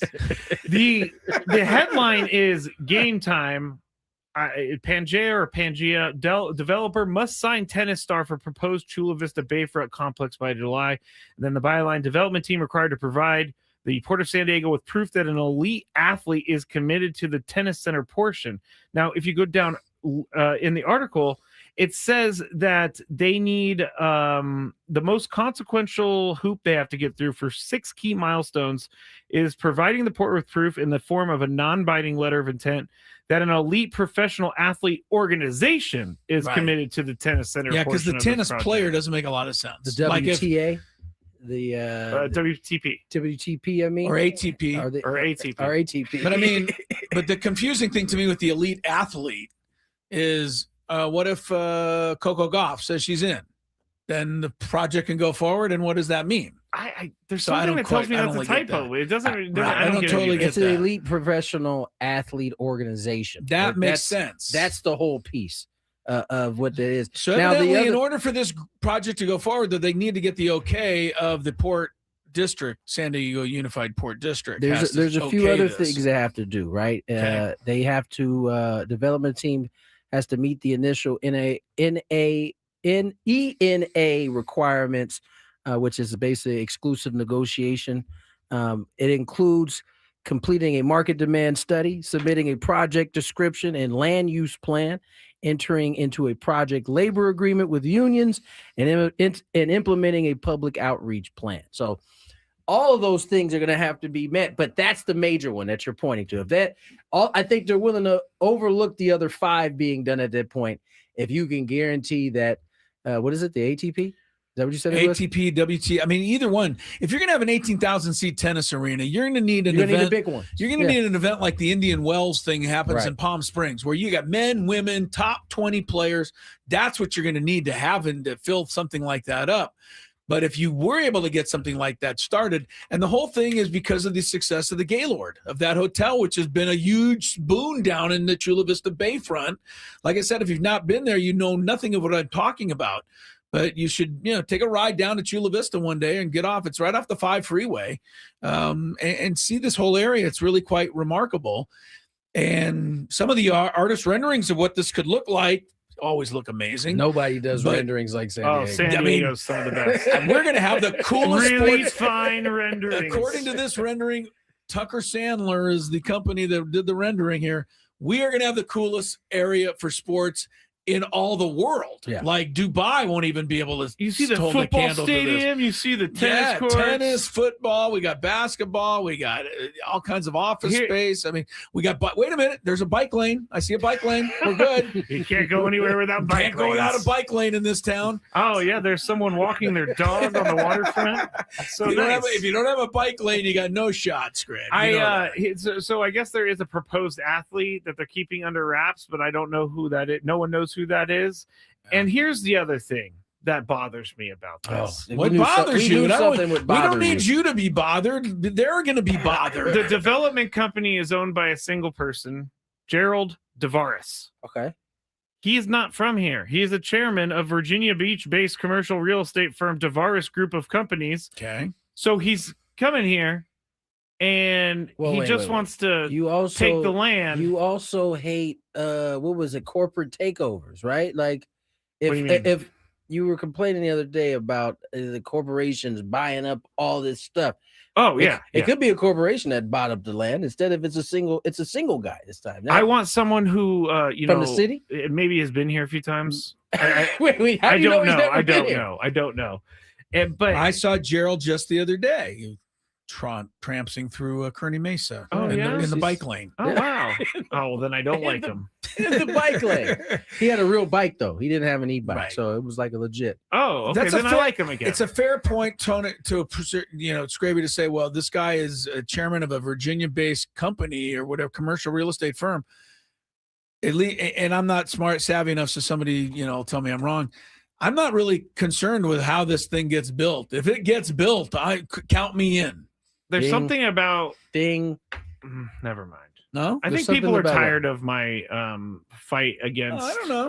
Big business. You're holding up your own here. I get it. It's a heavy lift, but you're holding. I know that there's no one in town apparently willing to buy this land. That's the thing. It's not like that land hasn't been there for a long period of time. There's some catch. You feel there's like some catch. There's always a catch. There's always a catch. Look, somebody's making money somewhere. That's give inevitable. me a place to go watch the football game and have a team. You already because somebody's making somewhere the money anyway. Chris is thinking big picture already. Right. I just want a game to go to. So do you, Skrabe. You know you do. Clay makes and they a good have point. to make a deal. What's Clay say? Somewhere. Maybe the city of Chula Vista saw his company to avoid California ridiculousness. I'm not sure if that's how it works, but maybe. California ridiculous. I think you still have to abide because the environmental impact study is Still going gonna be the to same be thing. expensive and it's going to take forever. I mean, they even thought about this for 18 months. The original proposal was sent in 2024. But that's why they give them the out with hey, you can get a ATP in here, changes the whole ball game. You think Taylor Fritz would do it, Chris? Only if he'll do an interview with us. Oh, his team. If somebody tells him he has to do an interview with us, he's coming nowhere near the place. Let's get some traffic. From the 855 Get Ross Traffic Center, protecting San Diego after accidents or injury, here's Kelly Danick. We still have a number of problems out here. One of them is this hit and run crash, Main Street on-ramp to northbound 805, south 15 past the 805, two-car collision over the right shoulder. In the Hillcrest area, south 163 near University. This is always a tricky spot. 3-vehicle accident over to the right shoulder. 4-vehicle crash north 163 before Mesa College. That's over to the right shoulder. Also northbound 15 before El Norte Parkway. Got a 2-car collision over the right shoulder. And a stall on the coastline north 5 before Oceanside Boulevard. That car is in the second lane from the left. I'm Kelly Danik with Gwynn Chris, San Diego's #1 sports station, 97.3 The Fan. All right, Skraby's on the phone with our biggest fan winner. So Albert got in there. I don't know. We have a slow working clock today, so I think he made it close enough for government work, as they say. Yes. Good story by our guy Z-Man, Ziegler. I love Ziegler. You know that. Every time you say Z-Man, I think of Junis Ilgauskas for some reason. Okay. Yeah, Ziegler with a good story on the old final trip for the Aztec men to Laramie tomorrow. So it gives you a little sense of what we all go through when we go there. It's a good story. So I would check it out. It's online for those of you. And for the rest of us, I'll see it in the paper tomorrow morning. It is true. It is very true. It is very true. Did you guys hear about the conspiracy theory? I can't believe I forgot to tell you this. As to why the 49ers get so injured all the time. Have you heard There's a theory? There's a theory. Okay. And the theory is the practice facility is directly next to an electric substation. And Kendrick Bourne the other day, they said something about the George Kittle industry. He means you mean the electric plate, whatever, the electric equipment. I don't know what he said. I'm trying to come up with a word. You mean the electric equipment? So people have been studying this, and some think that because of all the craziness in the air, it does something to your body and it makes your body weaker. I'm not saying I believe this, but it's literally directly next to the practice facility. And that, how long has it been there next to the practice forever. facility? And they've been injured. And forever. they've had injuries more than everybody. They've had a lot of injuries. And this year, so they're thinking that maybe it affects some of the collagen in the muscles. We are way too smart for our own good these days. Google and ChatGPT are corrupting everybody. I will agree with that 100%. Just throwing stuff out there. Please stop ChatGPTing. And please stop with these commercials of this is a Skraby rant. I had a question from the Peanut Gallery. The Skraby rant will be shelved. The Peanut Gallery wanted to know what's your story for watching a 49er game?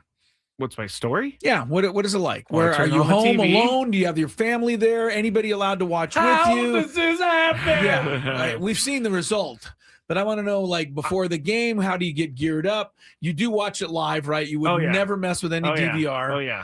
Does your family watch it with you? Yeah, is it family? Are you holed up alone somewhere in the house? Or? I think the one thing our family comes together over outside of my brother is 49ers football. Yeah. So you guys are all Niners. They're all fans. rooting for the Niners? Oh, yeah. Really? My dad has gone back and forth on being a Niners. He Come grew on, up in Dad. Chicago. He was a Bears guy. Come on, Dad. What's he doing this year? Well, he's more of a Chargers guy. Yeah. We moved in 1999, so he became a Chargers guy. And he's still hanging with him? He loves football. He doesn't really have a team right now.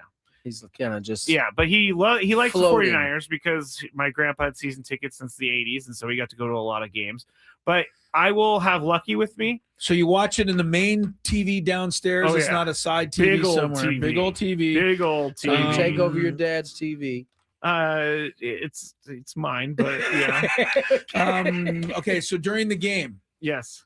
do your parents just hate you because of the way you're Do reacting you and guys- yelling and Do you guys screaming and react the stuff, same or- way at different Yeah, things? what- I get a little crazier, but a little after Brock Purdy threw crazier. his first interception I can imagine. in the game, I go, that's it. Turning point. Game's over. You're that guy? Game's over. Oh, God. And You then- know he's that guy because every time they lose a game, he gave up the season. That's true. But to see that in real time would be irritating. Right? It would be very Well, I irritating. can't- And then 5 minutes later, I knew we were good. I told you we were good. We got this game. No, so I said Same that. guy. Exactly. I kept Yeah, that's saying what the that's 49er it. fans are like. Game is over, and then they started playing well again. Oh, whatever. But every time I said that's it, game is over, they ended up doing something good. So I just So you kept, kept saying saying it, it? and Of it was course. working, and they ended up winning.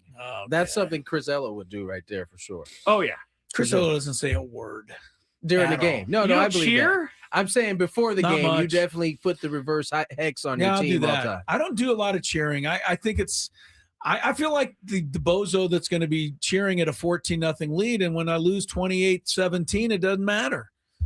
I cheer when the final gun goes. That's game. That's I definitely have. That's me, man. I don't. calmed down in my older age in watching teams. I'm that pretty I love. calm.